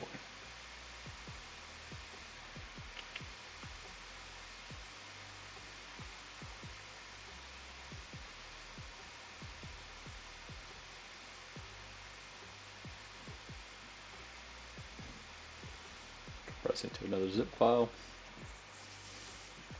I mean, this is, so the variables and the ability to do this I think is great. So we have pretty much everything we need for a good leaderboard, and the ability for it to create its own leaderboards to it based on car, track, and layout.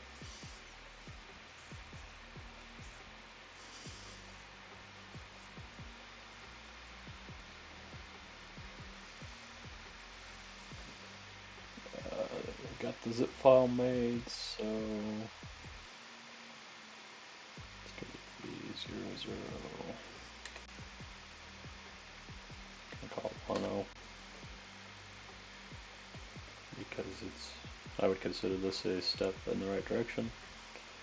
And let's give it a little better name. Working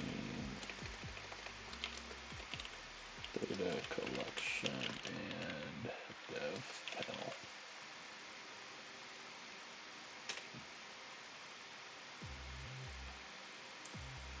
Put that in our backups folder.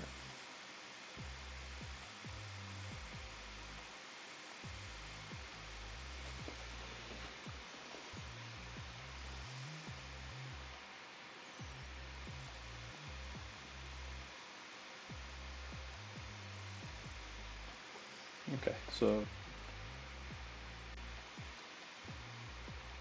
gotta ask it to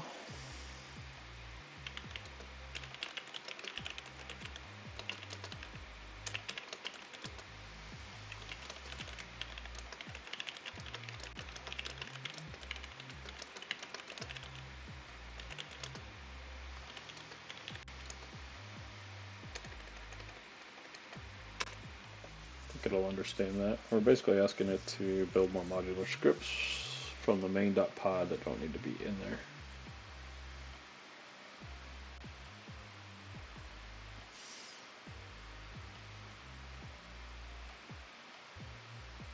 And what I've learned is if I don't make a backup here, it could break a lot of things.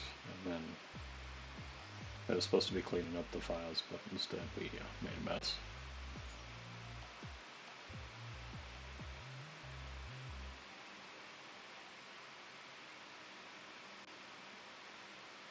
Maybe another thing that might be kind of fun while we're doing coding sessions like this that are long and kind of tedious and waiting is maybe we have something like city skylines running in the background, so you guys can see a little city being built.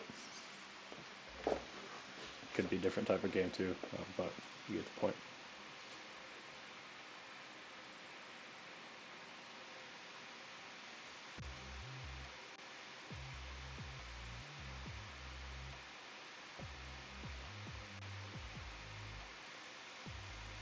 Alright, so it's updating that.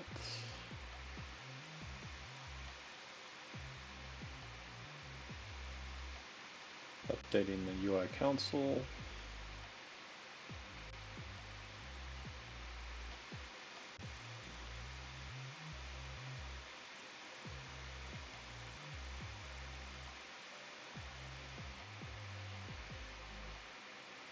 I'm going to close out this session. Eventually we'll rerun this here, but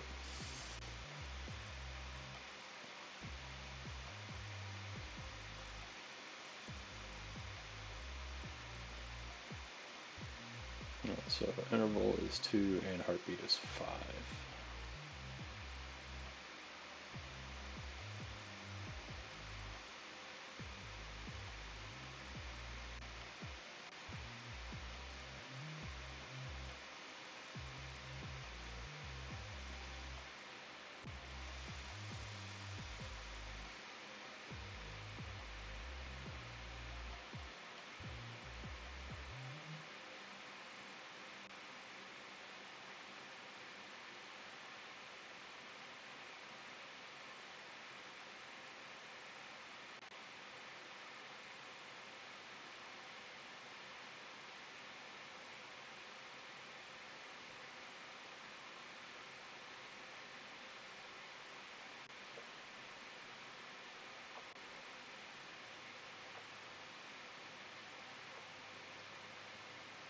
So it's kind of cool to read what it's thinking.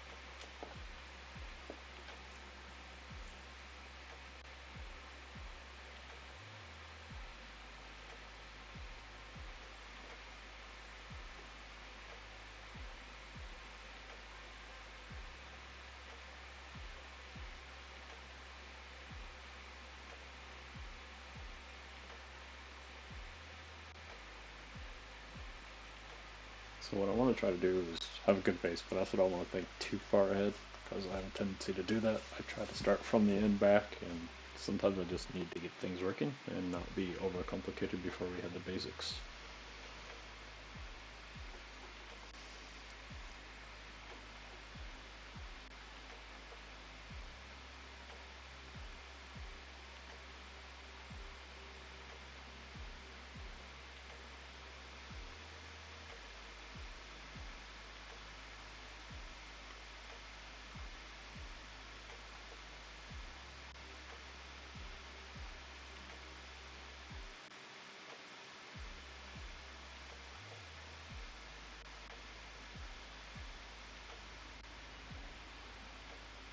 It's working on the main now.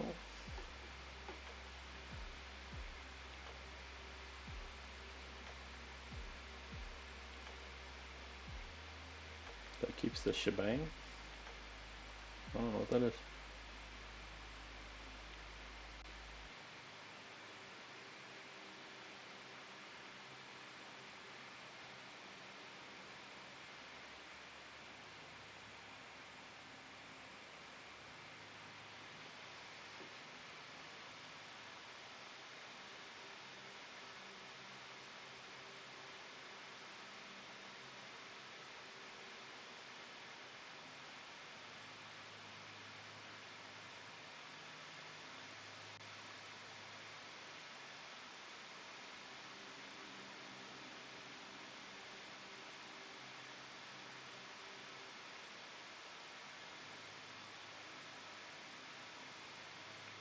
Now that I can hear myself. It's not too bad. A little bit of static in the background, but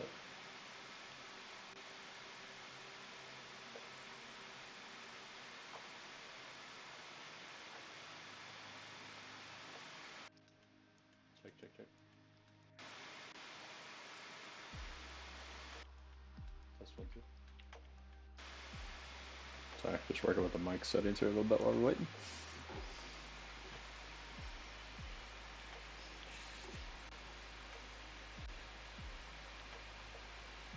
Oh, I deleted main and then recreated it.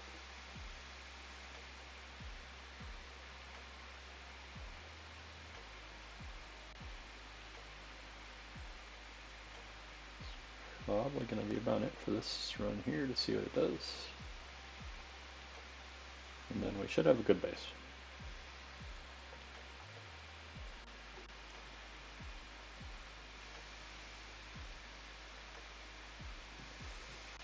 It looks like it just started it on its own, which is kind of cool.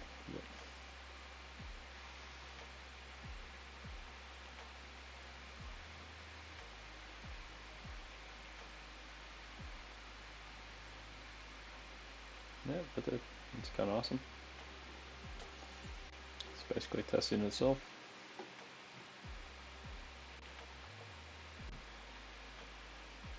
Looks good.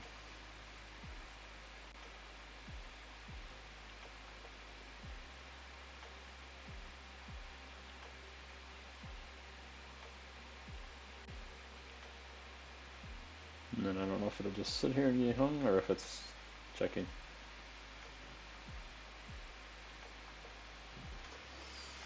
We'll look at main and see if it simplified it though. It did, a lot.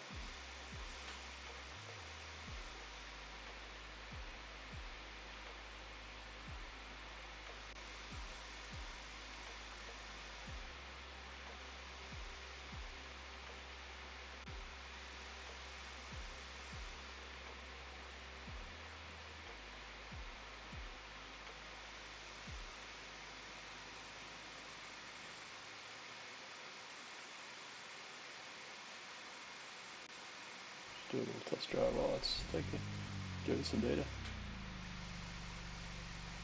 I don't know if it needs it, but it's not a fun. See if we can drive with a mouse and a small screen.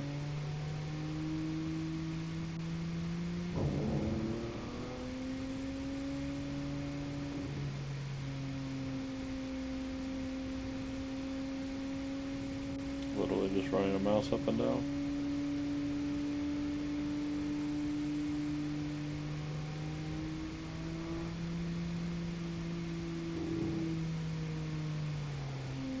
It's hard to break.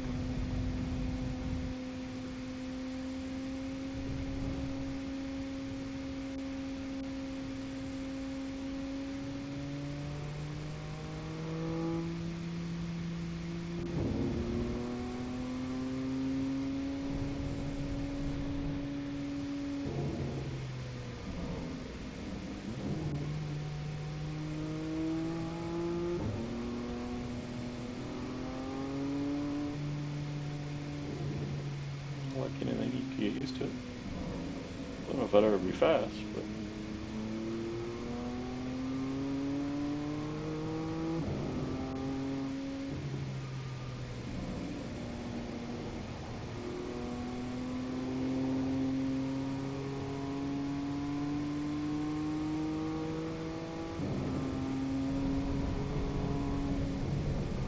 we got a lap. That's pretty bad. There we see it kind of.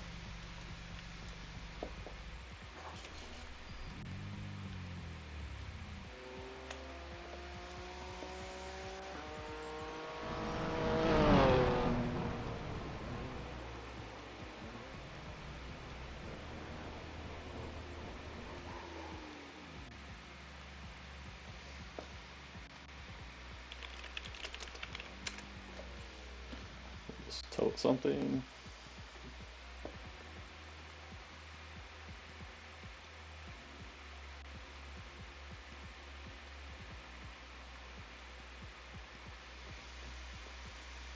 Seems like a good spot.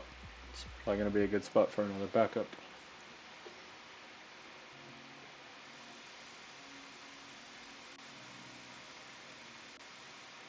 And iRacing's got their new UI there too, which is kind of cool. I'll make it bigger here for a second for you guys.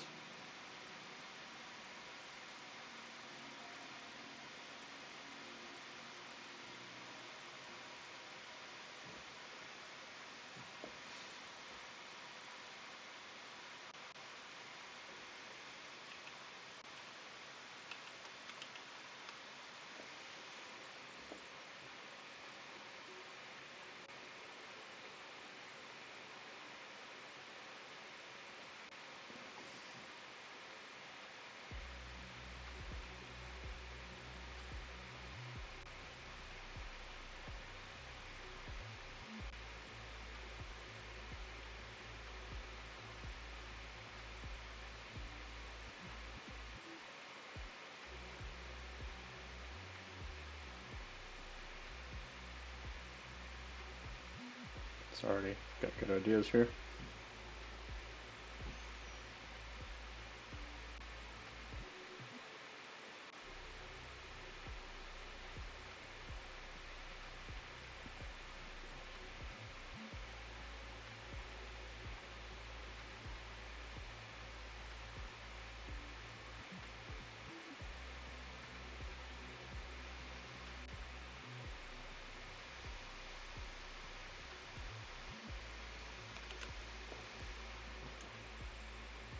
Alright, so close out the script that was running.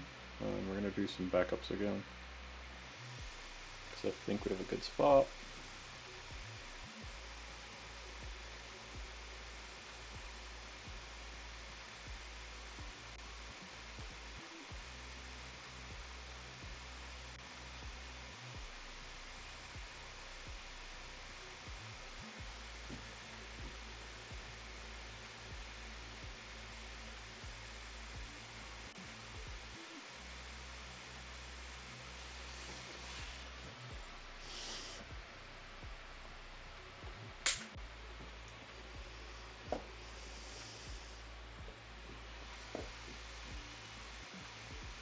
Backup's almost done here. Give it a name.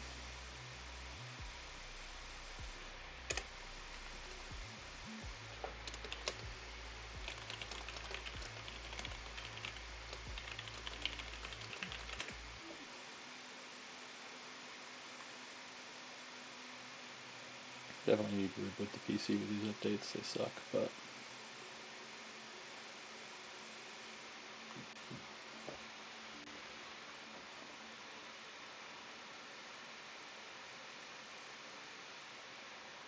alright, so we've got a good spot here.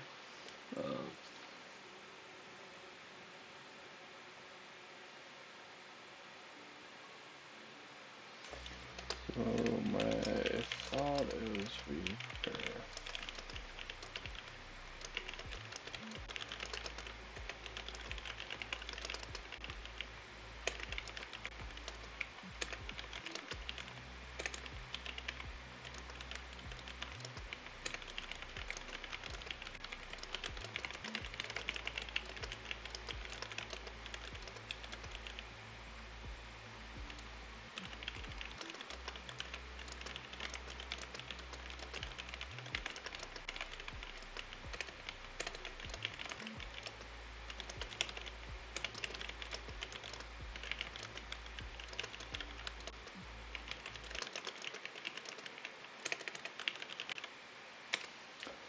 So basically the thought is we prepare the lap data as if it's going to get uploaded to a database later. Run it Superbase, Bubble, whatever, it doesn't matter. But we store the data local and then sync it up. Ideally it syncs live, but if not connected or server's down, it syncs later, but it doesn't stop it from working on the local machine. So as the script is handed out to different people, companies, whatever, the system doesn't go down because one of my servers is down or their internet's down. Maybe they're out and traffic doesn't get good internet service, and they still want to host leaderboards, competitions, whatever. Let's see what it comes up with, and we'll bounce ideas with it.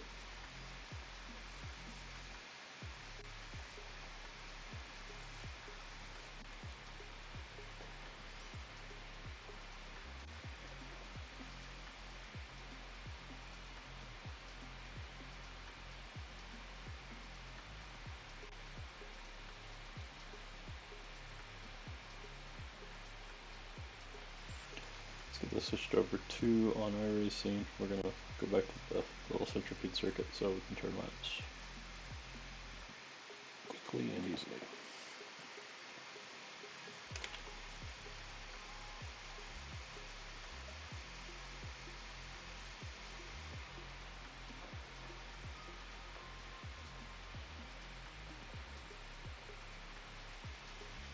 So it's gonna build laplog.py, which is awesome. So let's build another modular script. That's what we want.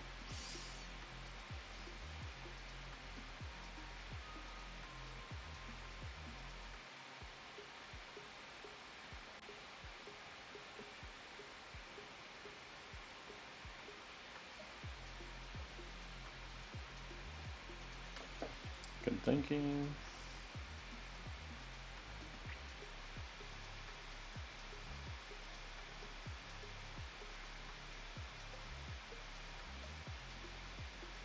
Make this bigger so you guys can read it better.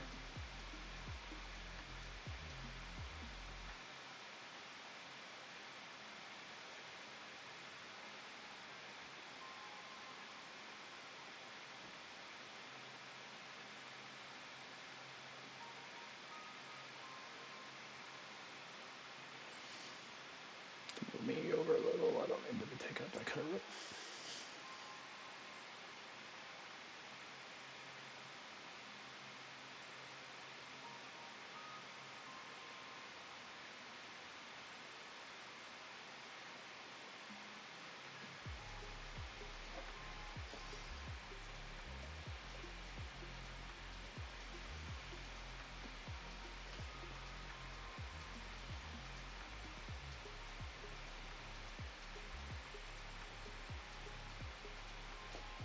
So we made laplog.py. Awesome.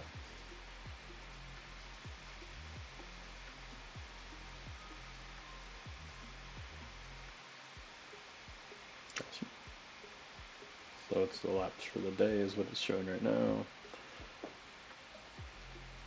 On each lap, each completed lap, it appends JSON to it. Keeps working offline, no network required.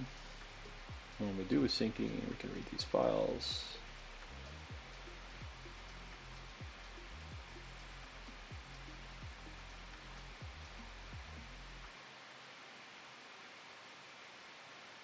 Alright, so we get the session type, cool. Race, practice, testing, etc. Gets the track layout and length, driver, car number, alright. Lap number that just completed the lap time, best lap time, sectors, cool. RPM, speed, fuel level at the moment, no, that's fair. No. Fuel levels are at the others, I don't know if that matters, but we'll go from there.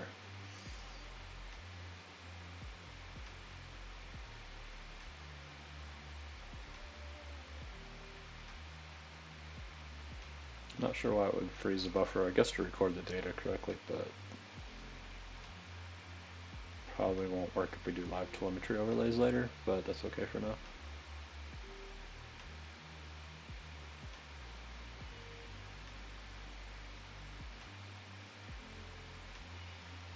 Spam thing's good for that, because I've had that issue before.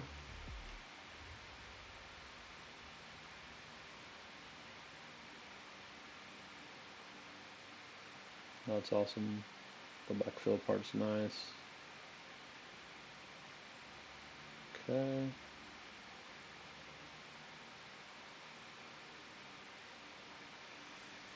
We don't have that yet, but I get it. Alright, nice. Alright, let's run this.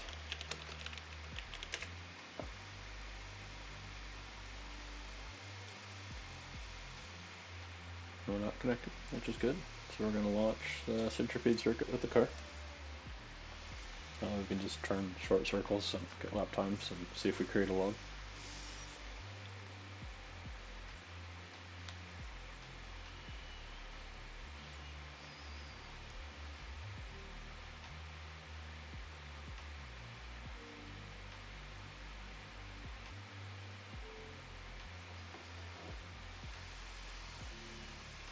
Launching right now. You'll be able to see it soon.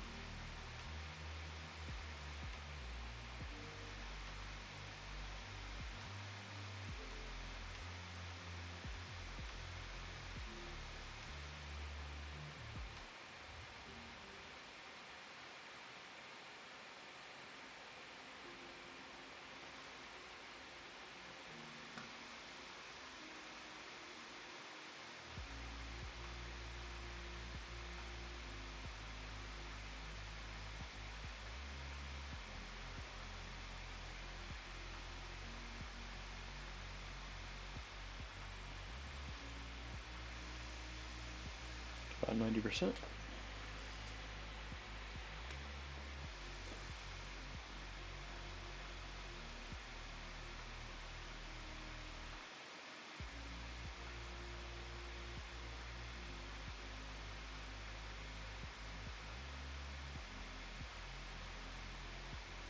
Just so you guys can see it.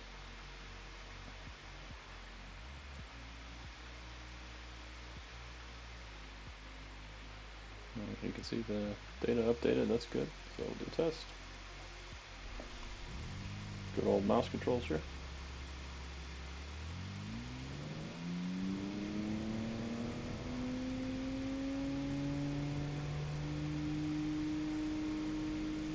So I'll just kind of keep it slow for now.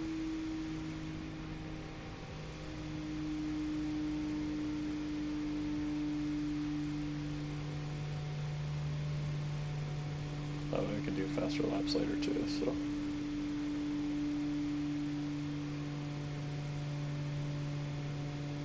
It's on lap 2. New fastest lap for you. There's a lap 3, so let's see if we get any data logged here.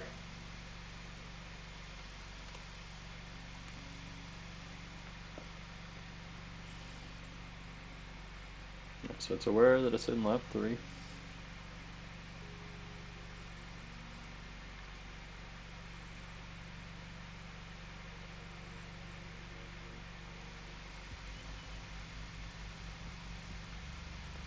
There's our lap log pi running.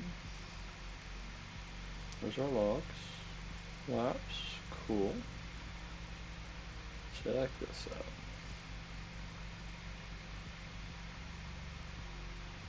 So we'll move that back because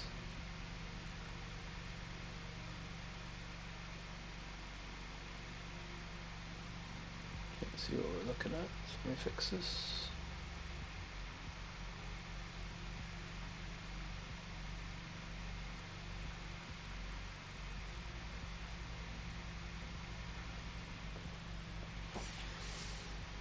Alright, so the big code box up there, you got it, you can see it. Alright, so we've got 3 laps, which we're on lap 3, so that makes sense.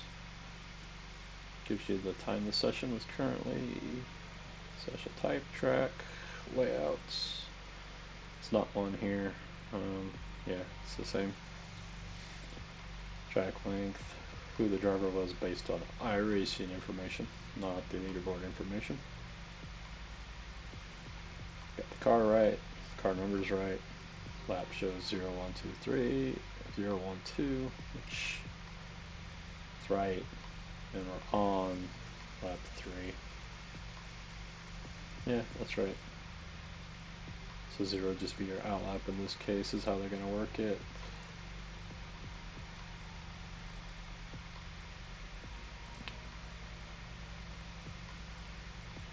I'm not sure on the lap time here, like, we'll screenshot it and see what it says versus what we've got here, because sometimes the count's an issue.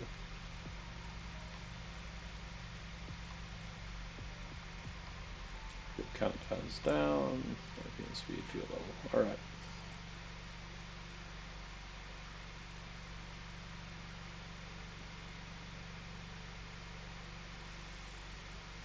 Alright, so we're going to screenshot some iRacing here.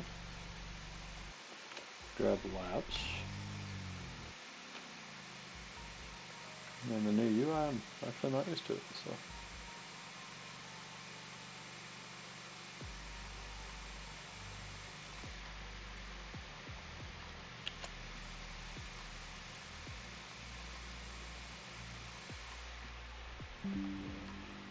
So send that over to there, and we'll copy the data here.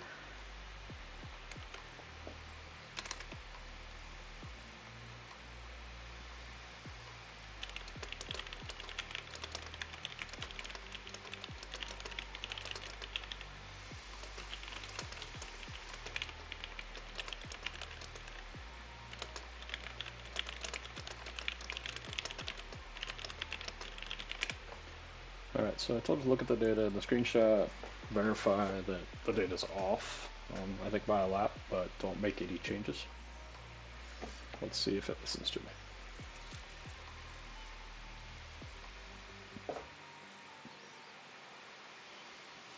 While that's running, I will show you guys what I'm seeing.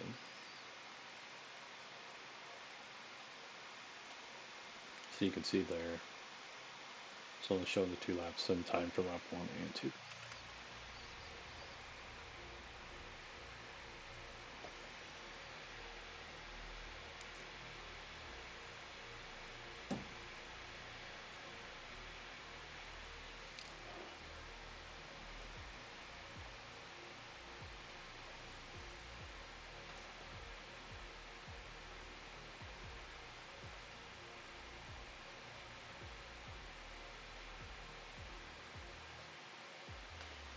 So it's seeing that it's off by a lap.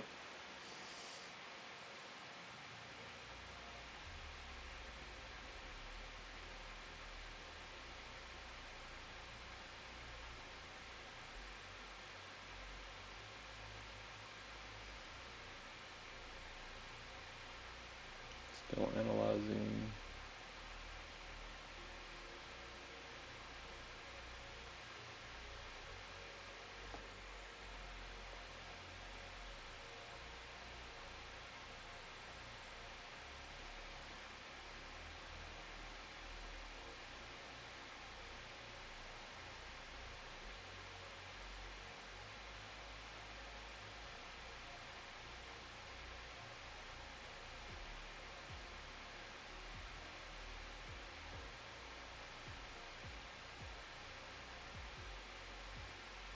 Alright, so here's what I found.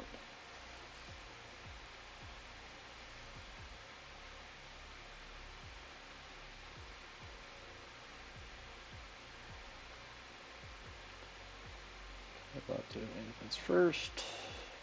Pulling loops off the catch.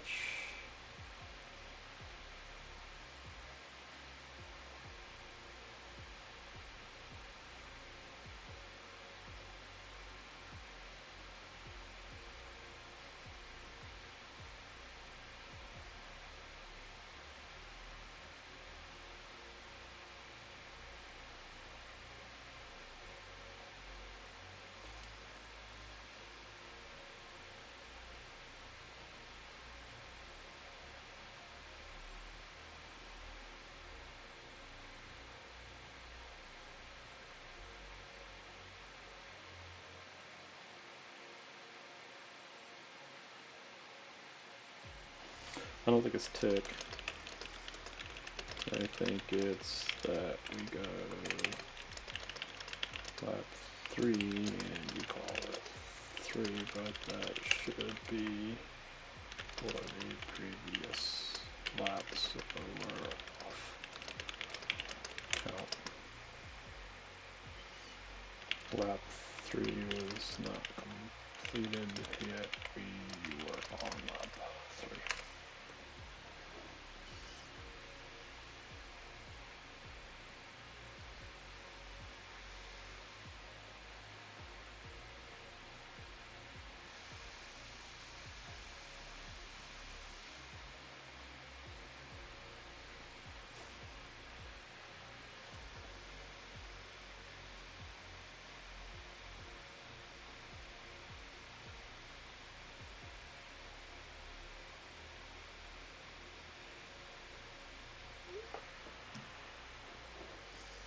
Let's see what it thinks about that.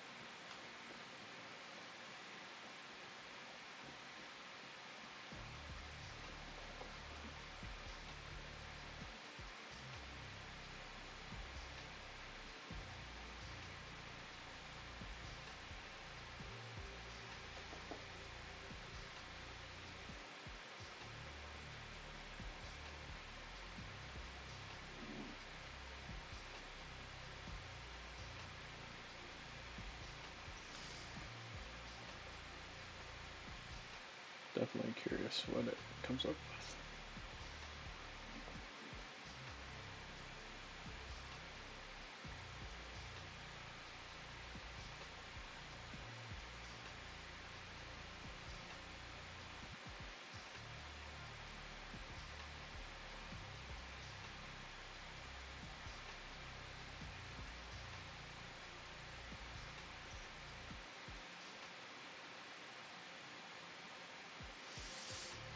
Alright, so up from right previous lab.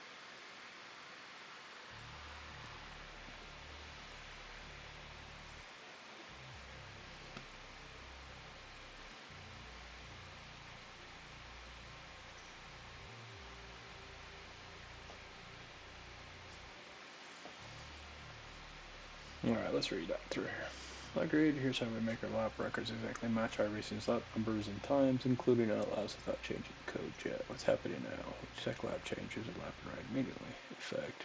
Divided the crossing lap commands by lap times capabilities on that tick.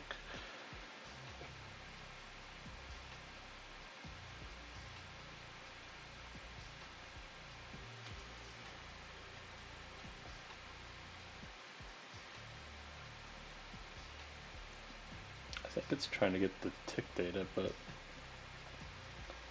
think iRacing puts out a last lap data.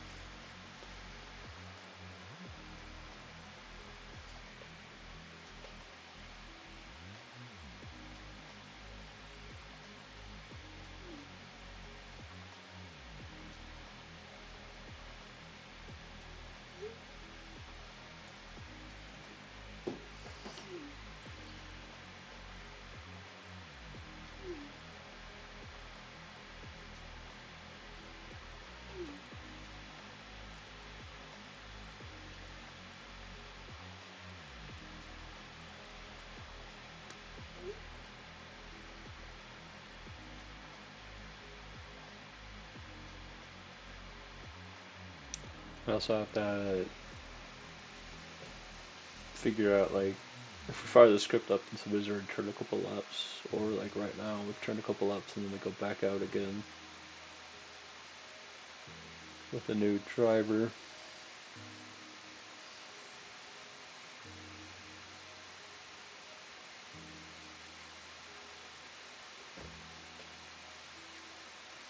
And it's going to be off on its lap count, so.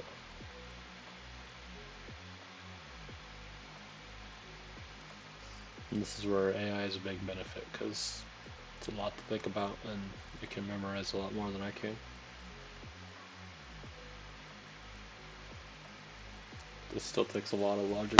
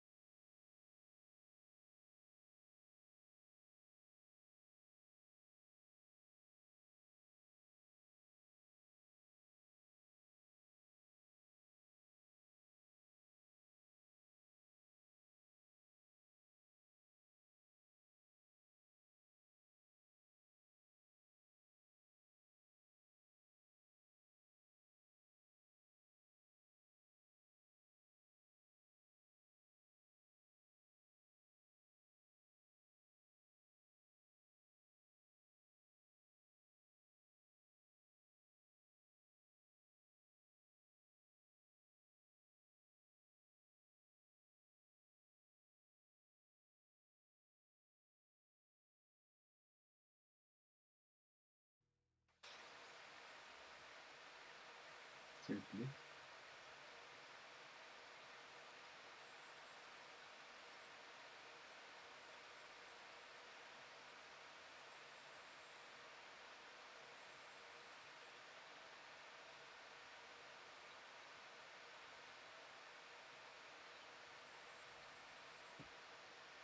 I think it's a good old Windows going, we said you need to update, so we're going to update.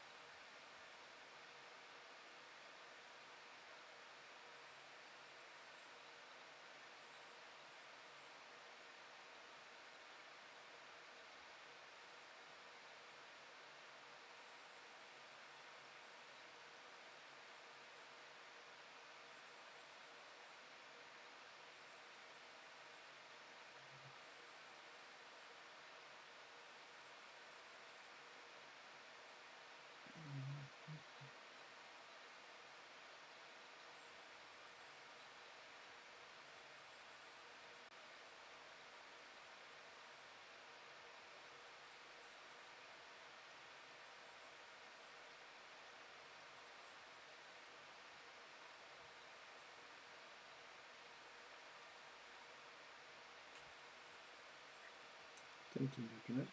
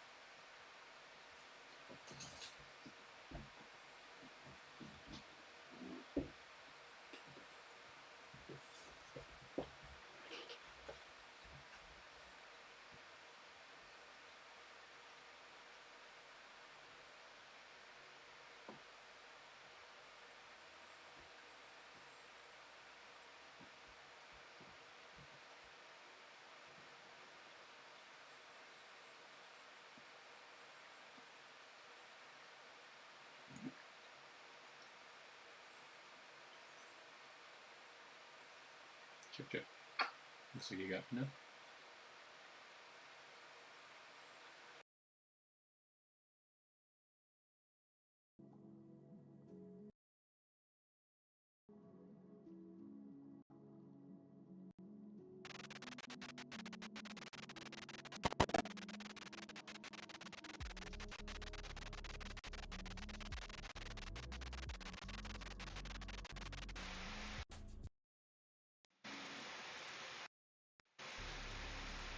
That's better.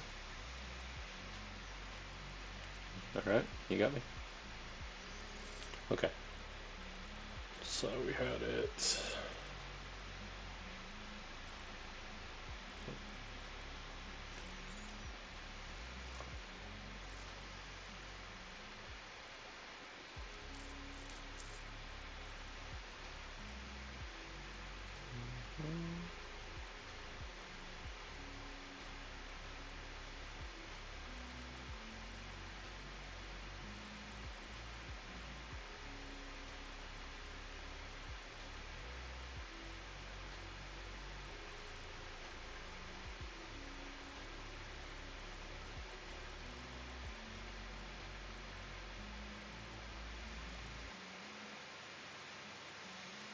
Alright, let's fire this up.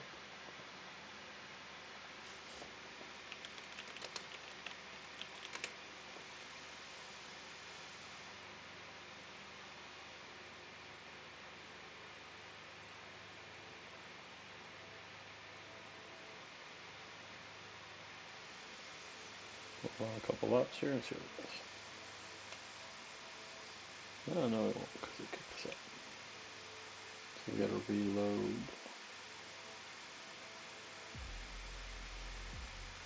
Alright, we're relaunching the test session.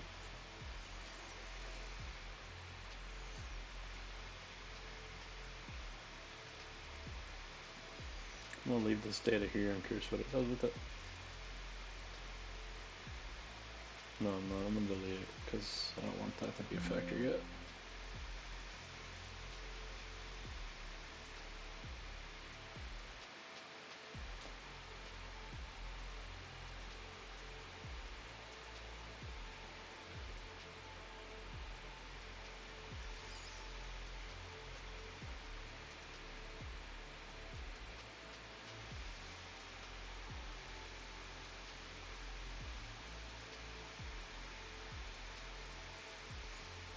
So 75% loaded.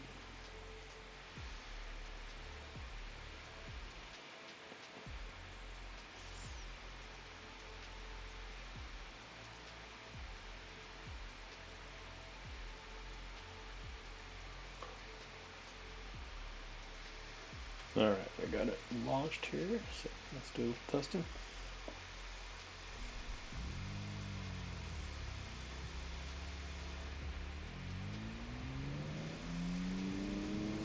Cross the line, the timer starts.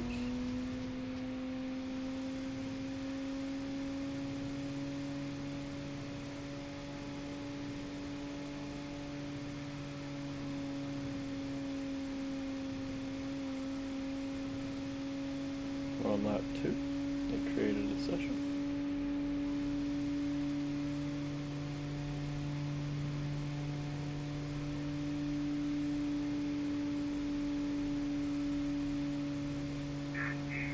New fastest lap for you. It updated to lap 3. I don't see the logs yet, but let's do one more here. Alright, That was your fastest lap of the session. let's jump out of the car.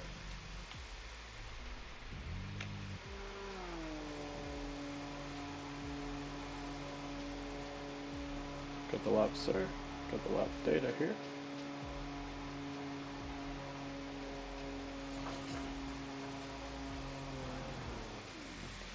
$16.7, $15.2. Alright, so still wrong here.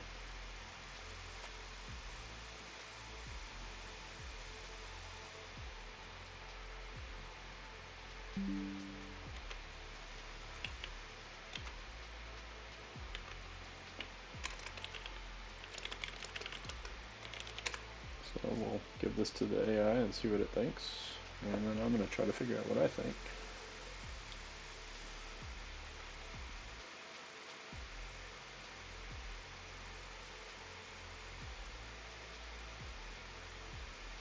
So I duplicated the lap time for 1 and 2.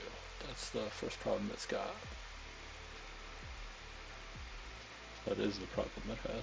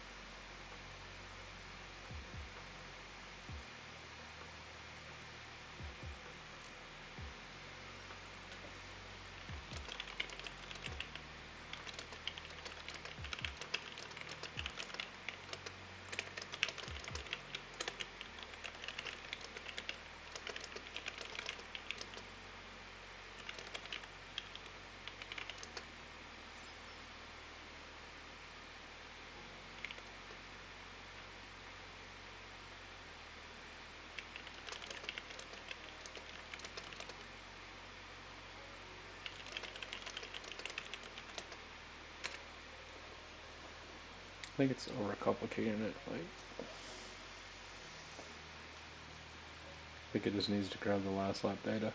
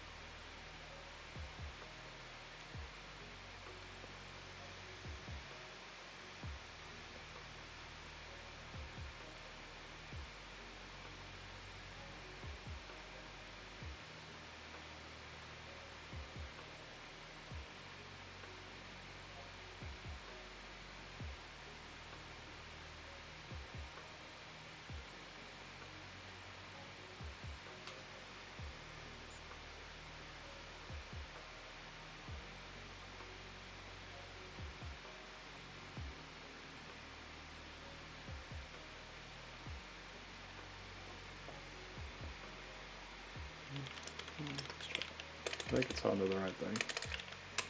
It's just like a human to another human, though, that's trying to get out of each other's head what we're talking about.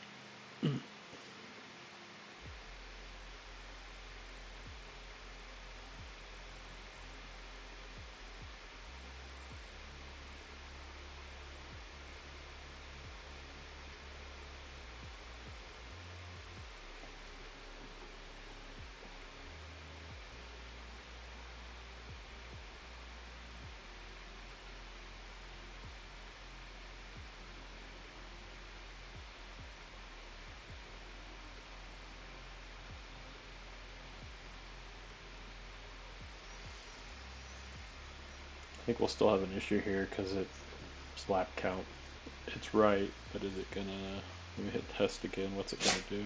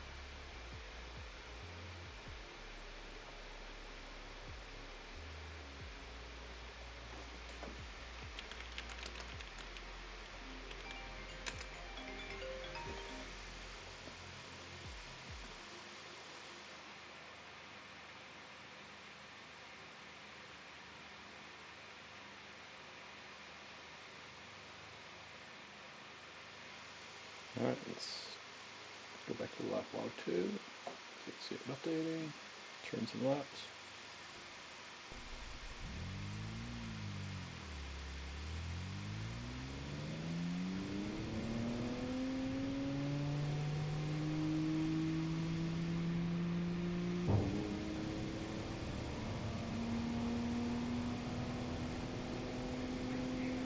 New fastest lap for you.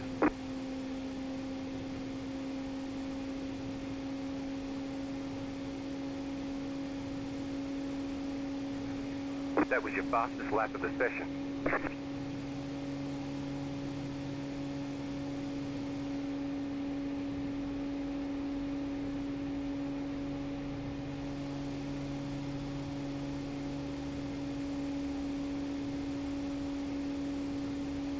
Alright, time's up.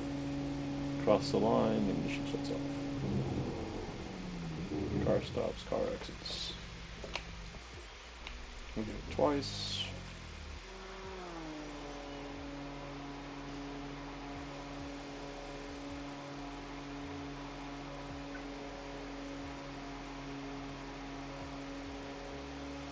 So we come here, lap 5 should be 12.4, 11.3, 11.6,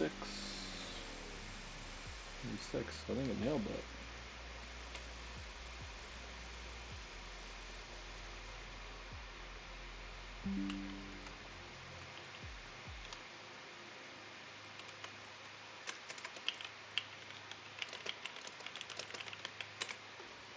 Let's just tell it to analyze it. I don't want to give it anything.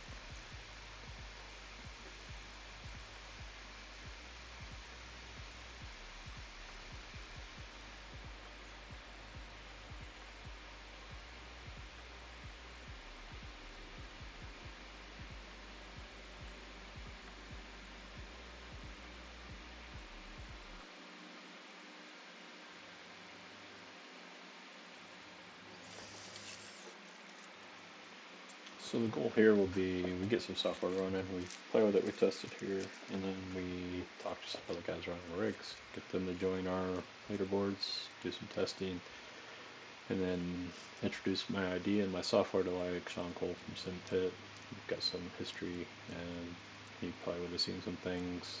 Tony Kanon's in IndyCar and heavy into iRacing. He ran the leaderboard thing. He might have seen it. But then also all the people that were there.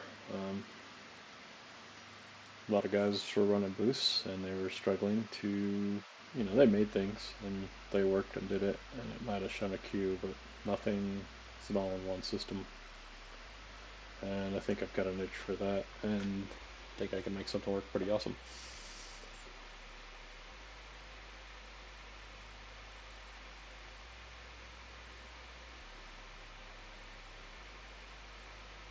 Let's see what it says here. What matches the good part? Lap numbering. Uses lap complete, matching iRacing's list. Lap time for completed laps. Line up UI rounding. Awesome. Correctly, yep. Lap 2, 3 to file from the file for fix. They won't be retro corrected in the older ones. That's right. Lap 4 UI shows step. No official time. Correct. But the log has that. That means lap was invalid in iRacing.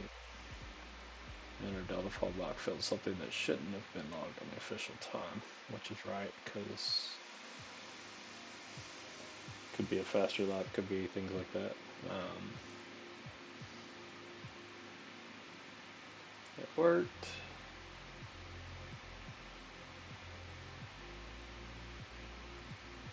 The laps. Okay. Only log a lap when the official last lap time exists. Yes.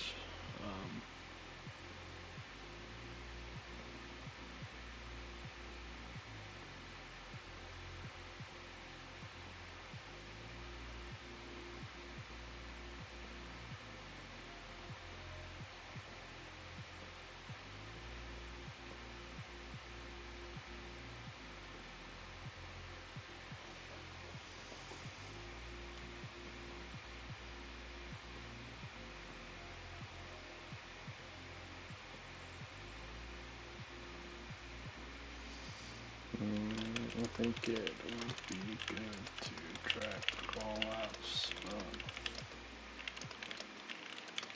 Okay. And yes, what do we do? Racing and lap count is back to 1, and we're still in the same leaderboard. And later when we have an active driver from the leaderboard, not the sim.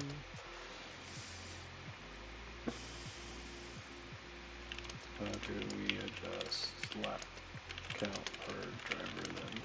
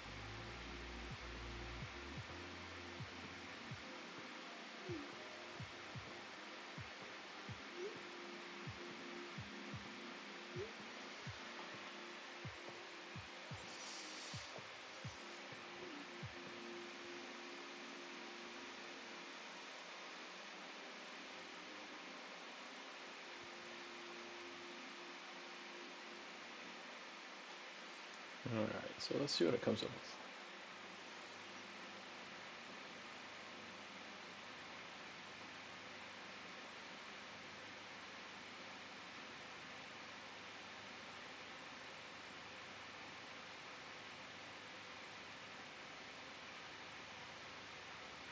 Great idea. We can log every crossing but clearly mark which laps are official, match iRacing's leaderboard, and which are not, and also make lap numbering robust across some resets and future active driver mappings.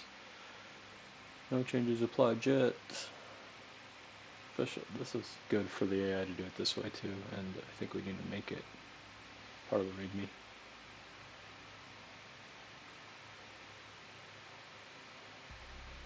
Official lap completed increments and last lap time or car next last lap time becomes greater than 0. Unofficial lap, like no official time appears with a shorter window. Off track, invalid, pit exit. Yeah, good points. Still fetch a fallback delta time for analysis, but flag is unofficial. Like it. Time source. Yep.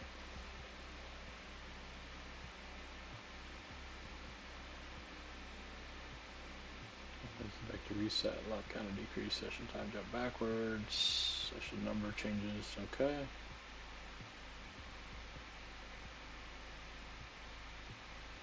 Handling. Once again, I should back this up real quick because I have a feeling it's going to break. Let me say that feeling's right.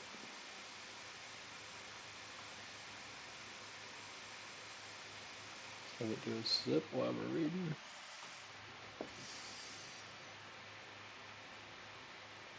Session time decreases sharply. Yep. Response.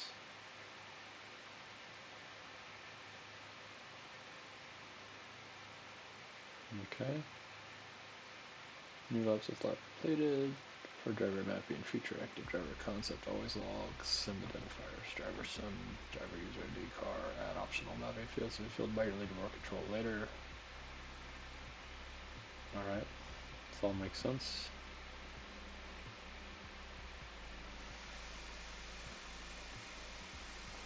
It's going to be 0, 1, 0, 1. Data gathering before change.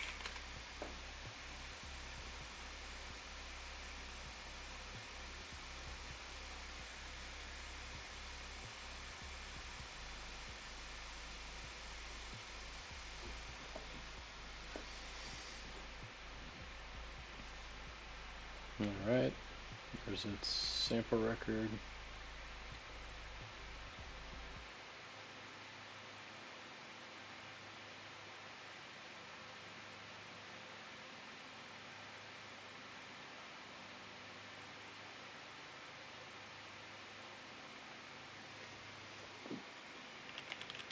Let's change this and try it.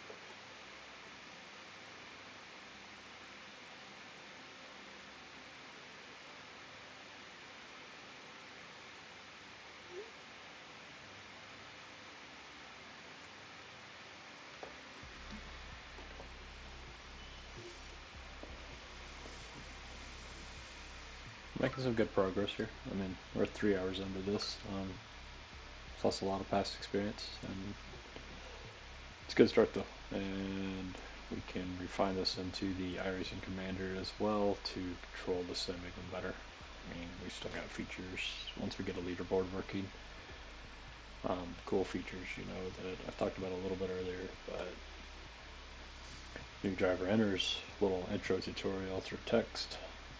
Maybe show the leaderboard on the sim racing screen as well, or what time you need to beat. Maybe not even the leaderboard, just hey, if you want to win this, you need this. You know, the countdown timer for the, let's say you get 10 minutes, starts once the vehicle is rolling. That way, if you're a new driver, you got time to figure out the controls and everything and be explained. If you're an experienced driver, you jump right in, hit the throttle, and go. The timer starts right away. Get a countdown going, like we said, you know, tells you when you have 5 minutes left, 4 minutes, 3, 2, 1, 30 seconds, 15 seconds, etc. That does a lot of cool stuff there, and then you get a buffer time to complete your lap, and the ignition shuts off whether you complete that lap or you run out of time to complete the lap. Then what that does is puts the brakes on the car if we can, but forces the car to coast no matter what, telling the driver to put the brakes on. Once the car is stopped for more than say a second, it will reset the car to pit lane. this can then request a new car, or basically put you back in the seat for the next driver.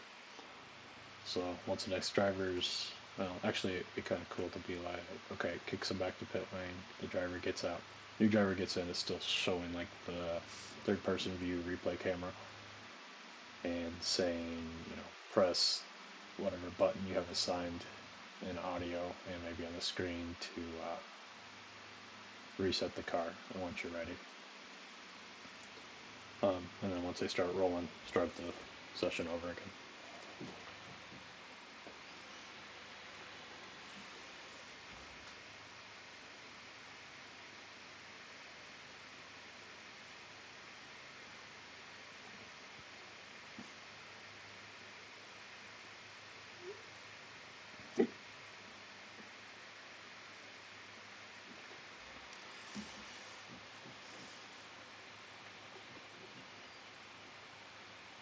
Alright, I'm going to close out this so we can fire a new one up.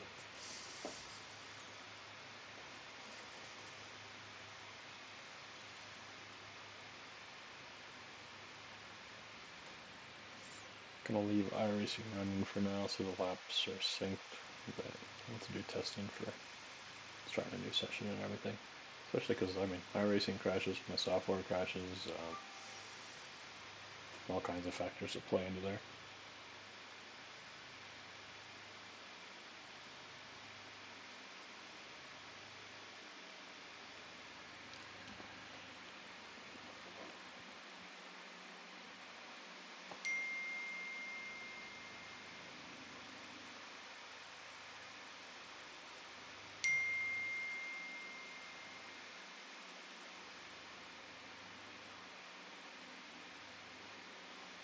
Alright, it looks like it's ready for us.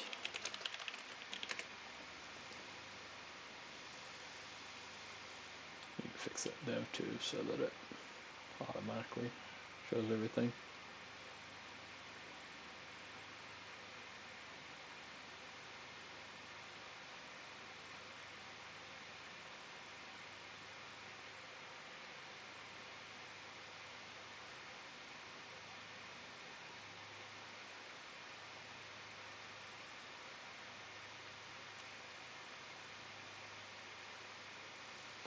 While we're doing that, yeah, we might as well have it do a tool.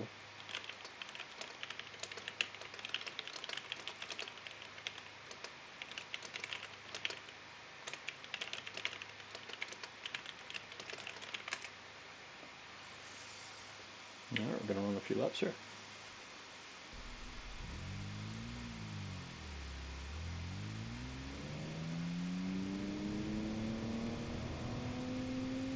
Got a little ghost car out there. We won't hop on it yet. Lap 10. Lap 11.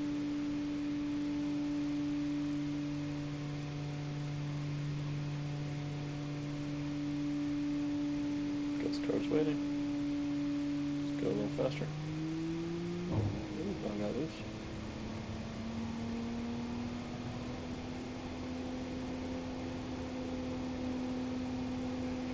That was your fastest lap of the That session. works. Timer's up, we get kicked out, blah blah blah. Sweet.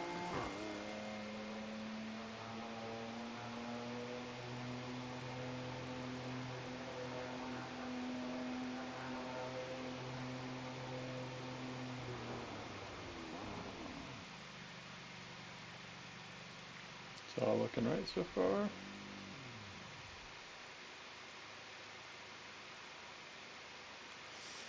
Lap 9. At a 57, invalid there, but 13, 13, 10.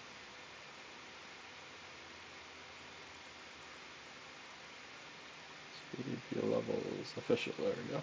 False, true, false. Well, that one counted as false. No last time, huh?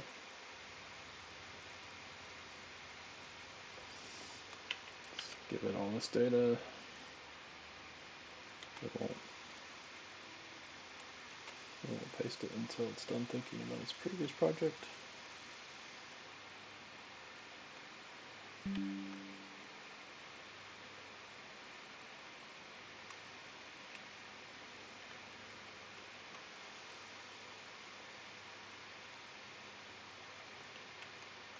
Got a little issue going here. Re-screenshot this.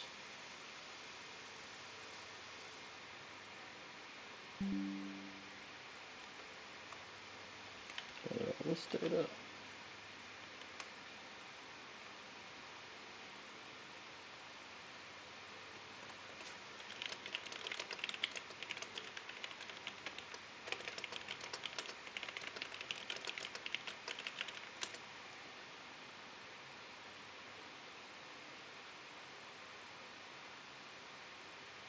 So while it's analyzing that, it had lab tool for analyzing.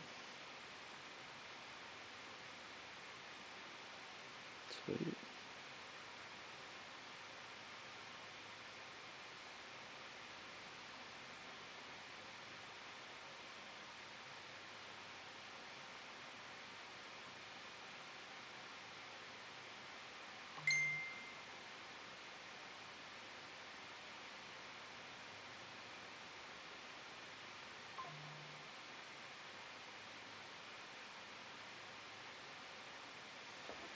Let's just see what I thought.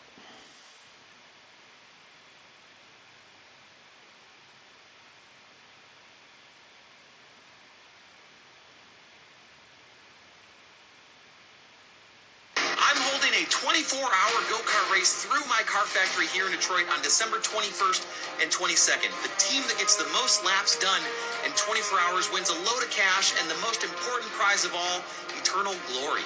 The course is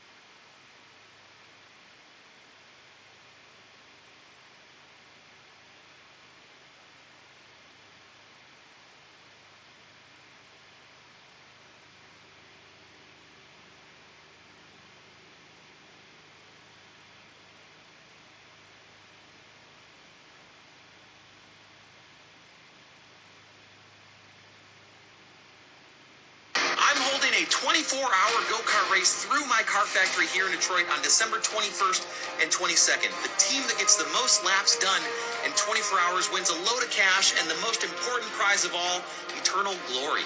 The course is going to be insane with ramps and corners through the car factory and outside of it. You do not want to miss this thing. I'm inviting all of my followers to apply to race, and if you want to spectate, there's only a few tickets available. Hit the link for all the details. We're also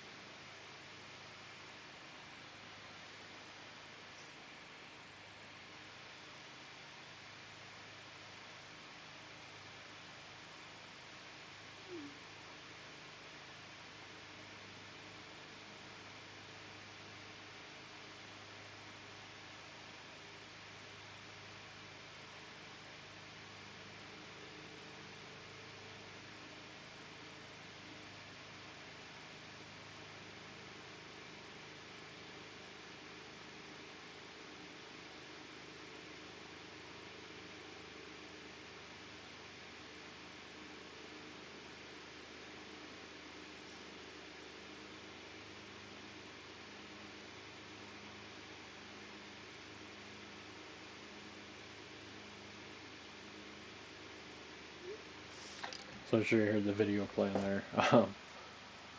Zach said we should do this race that's in Chicago. There'll be a fun go-kart thing that is turn as many laps as you can, so I'm definitely down for it.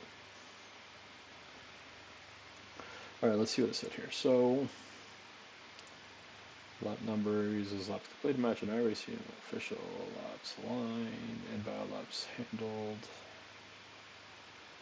Lap 11 US shows logs official false time delta cost. All time did become available with a 0.8 second wait window, so we fall back to special delta time, which also is less precise because we sample it every half second. Increase wait window. Don't override previous lap time with the delta value, only update it when we capture an official. Treating delta as previous. Alright.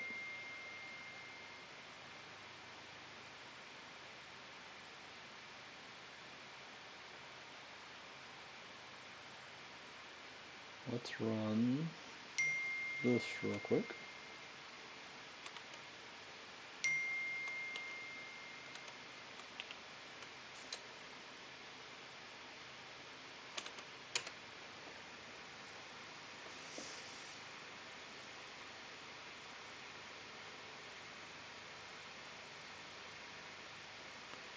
We're going to give that to AI.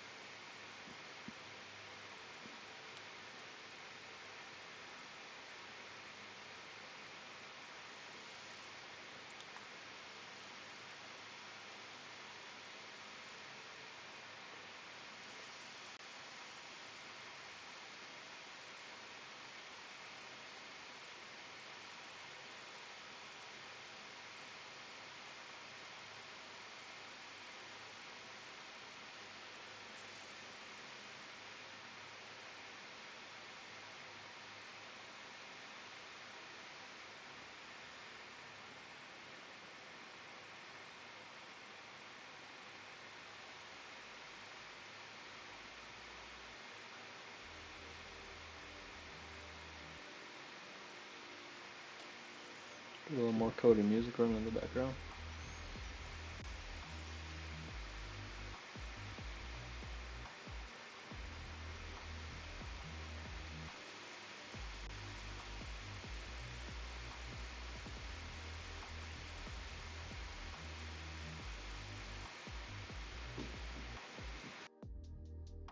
Plug the monitor on accident. That's definitely something I need to fix.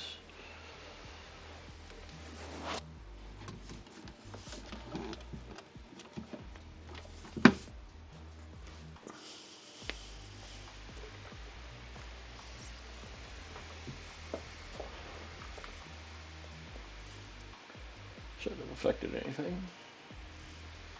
And our monitor's just a big ass 65-inch TV split into quads to run as 4 monitors.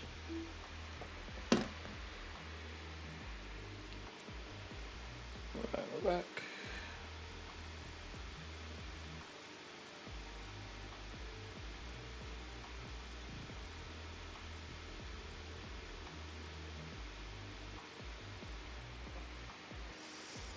Alright, let's see what's up. So,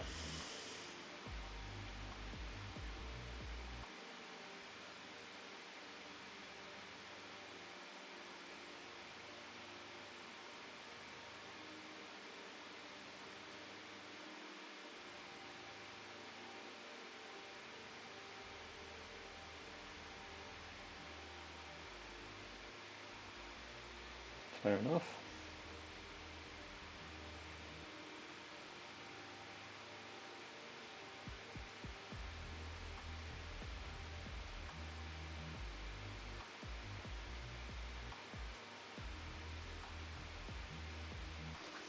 Alright, so that makes sense, but iRacing counts the lap time. It should be counted in our leader to not piss people off. Example, if I turned best lap of the event and our script said it was unofficial, I would be pissed.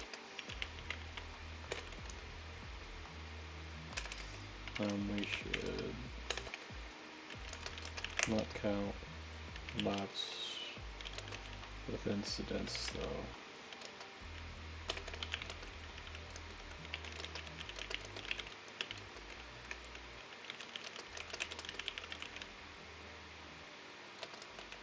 Maybe we'll have an option for if they count later on.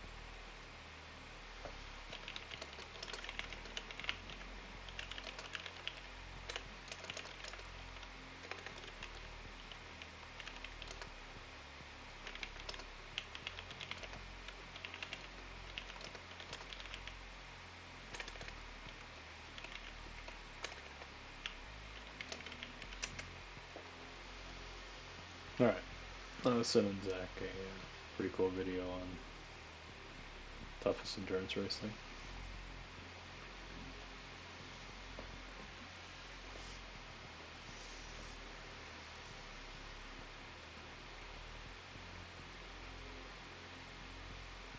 Trigger on complete lap number. iRacing lap number. Treat lap as official if iRacing publishes.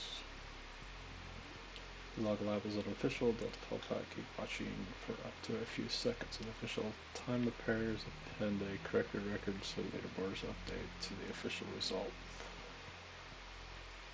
Check per incident delta. Official. Event valid. Makes sense.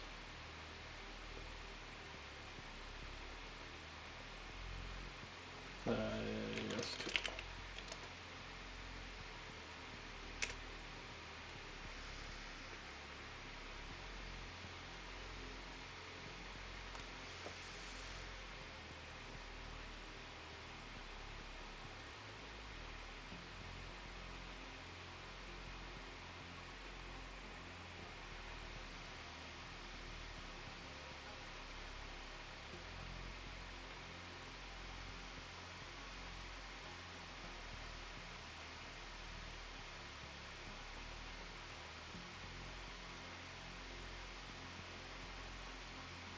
Do a little screen capture thing here. Top right.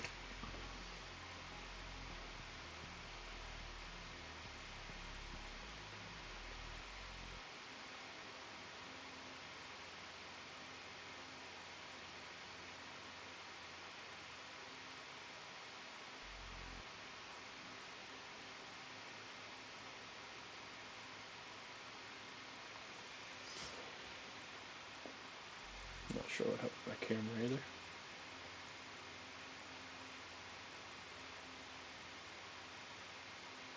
It seems as confused as I am. I'm gonna run this down here just for fun.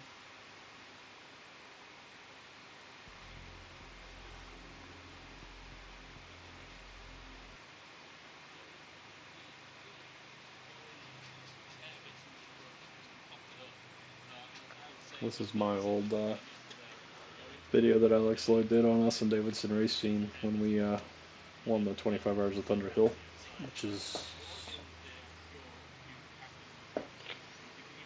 something that we could convert easily over into running a 24-hour go-kart race that's for fun. Toughest endurance races. We've just finished qualifying the car. It's windy, it's rainy, and from tomorrow morning, we'll be starting from the pole position. This, ladies and gentlemen, is 25 Hours of Thunder Hill. It's known as Le Mans for amateurs, only it isn't, because in recent years there's been an influx of professional drivers. I'm competing with top team Davidson Racing, and my co-drivers are sports car aces Brian Frizzell, Kyle Marcelli, and Lando Coates. Our collective objective? To win the 25 Hours of Thunder Hill, becoming the first people in history to do so in the sport of racer cars.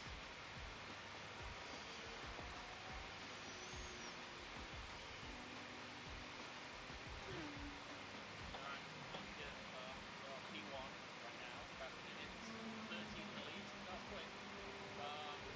2 hour stint for me. We'll see how we go. 6 laps so far either way. Obviously, first time in the drive, learning the car, and still got a bit way to go. But hopefully, it'll be fun. But so far, the car's running good. Do request changes.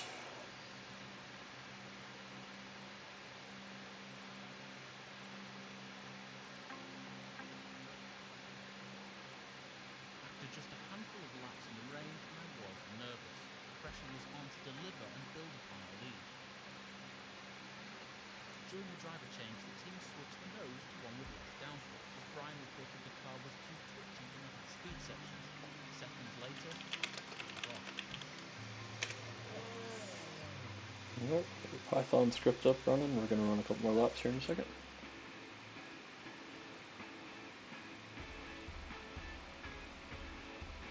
It didn't take long to find Alright, we'll pause that for a second. And run 3 laps or so.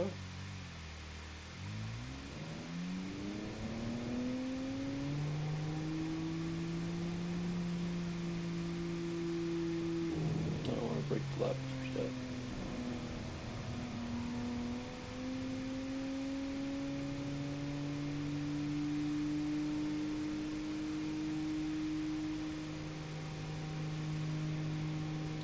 Okay. On lap 15. Let's get 14 logged, that's right. That looks good.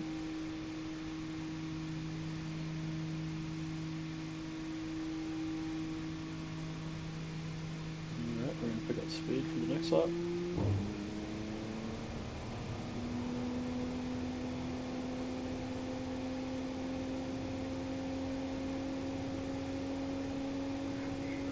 New fastest lap for you.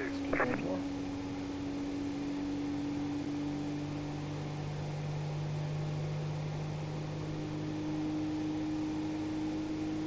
Not quite. Need some more speed. We lost it by scrubbing out.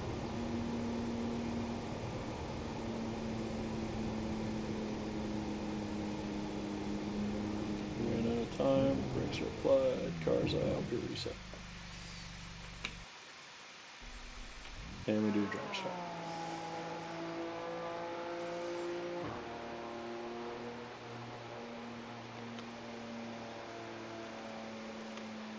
We'll have it run the lap analyzer.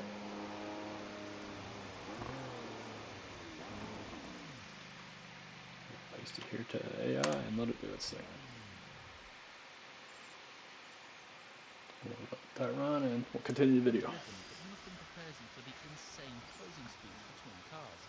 The one I'm driving is a Norma M20F, the kind of car that specialises at hill climbs such as Pikes Peak. Davidson Racing has replaced the stock motor with one from a BMW E36 M3, and then massaged it into a 3.5-litre good for 415 horsepower. Add to that a paddle shift gearbox and a curb weight of roughly 1,600 pounds, and you have yourself a proper rocket. The reason a sports racer like our Norma has never won the overall at Thunderhill, despite having an edge in terms of speed, is they're fragile. And so despite our early advantage, we weren't taking anything for granted. On the last 5 or 10 laps, the right rear started to go a bit. Pretty big time in the fast corners. Okay, the slow corners, the fast corners, it kind of went. No. I mean, for a couple of laps, I thought maybe it's a slow tyre. But it was okay. Then I just had to crank it down a bit. If you kind of catch, let's say you're in 4th gear in turn 2, and you think, well, this is a slower car, drop it to 3rd to make a run. It doesn't like it. And with potholes, it doesn't like getting into gear. I found it much nicer on the car to leave it in 4th and just feel the bit lower end. Because you've got plenty of torque down there, right? Plenty of torque, and it doesn't like kind of bouncing mid corner. Just like They're not much of a flip. yeah. So it just kind of gets stuck. Didn't like it. Danger in racing is ever present. With the fast closing speeds, and especially the darkness at night, Thunderhill is one of the sketchiest races I've ever driven in. We are 9 hours into this monster endurance race, and we are starting to experience some gremlins with some gearbox issues. In fact, we may only run 4th and 5th gear for the rest of the race. The cars are suffering, and it's about that time that the drivers will start suffering too, as we go through this long, cold night here at Thunderhill.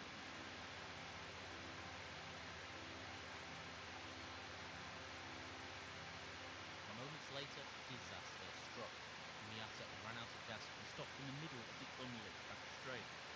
The accurate driver didn't see him, drilling the Miata at over 100 miles per hour. The driver, Robert Ames, was airlifted to hospital with a concussion and a collapsed lung. This, just as I was suiting up ready for my next stint.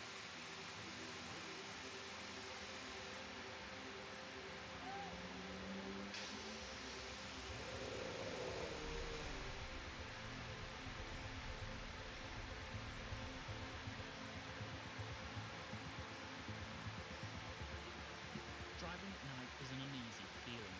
The sleep deprivation plays tricks with your eyes, reference points for braking and turning are gone, and other cars' light bars temporarily blind you. Add to this the gearbox issues we face, and the challenge was mighty. Honestly, didn't think car had lost Alright, I life. think we got a good spot for a backup here.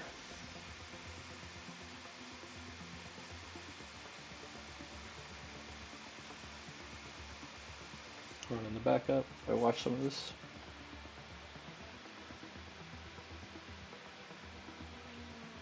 1 in the morning. I've just got out of the car from my second stint. 2.5 hours due to a lot of yellows. We're still leading, but you know it's physical in these cars. You know the steering is so heavy, the G-forces are high. My neck aches. I got backache.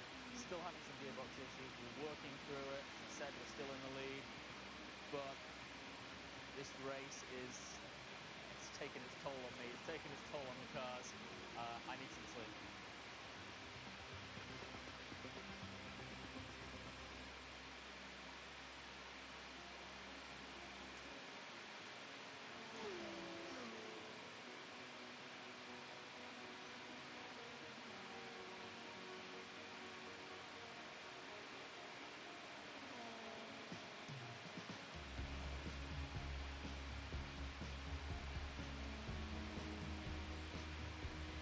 Sun is up and it's now morning. We've got about 2.5 hours left in this race.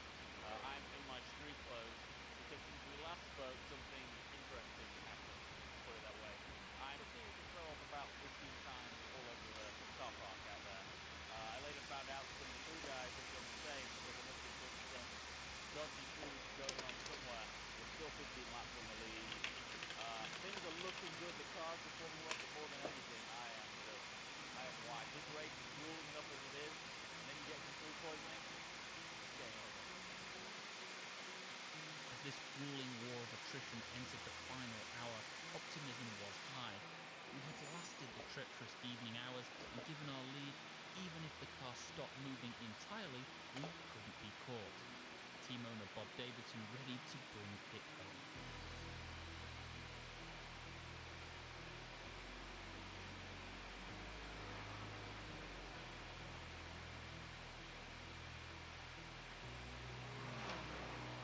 To this group of amazing people, this is Le Mans.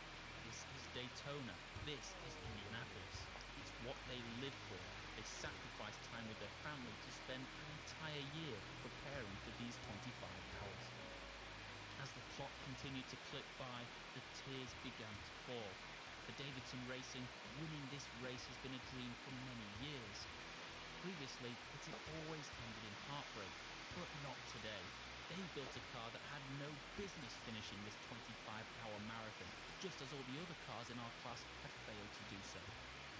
These guys defied the odds, and as you look into the future of this historic race, they may have just shifted the way you go about winning it.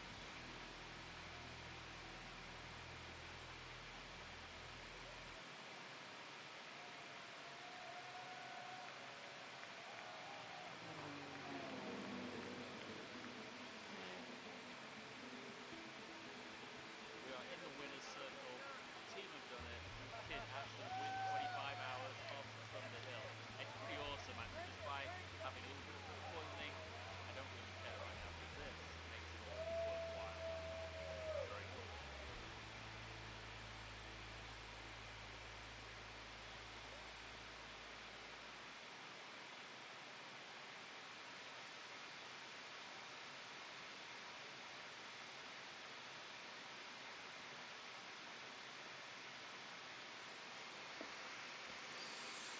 Alright, I think that's a good stopping point. 3.5 hours later, got a backup made. What I think I'll have it do in the background while we're not here, grab some lunch, stuff like that, is start mocking up some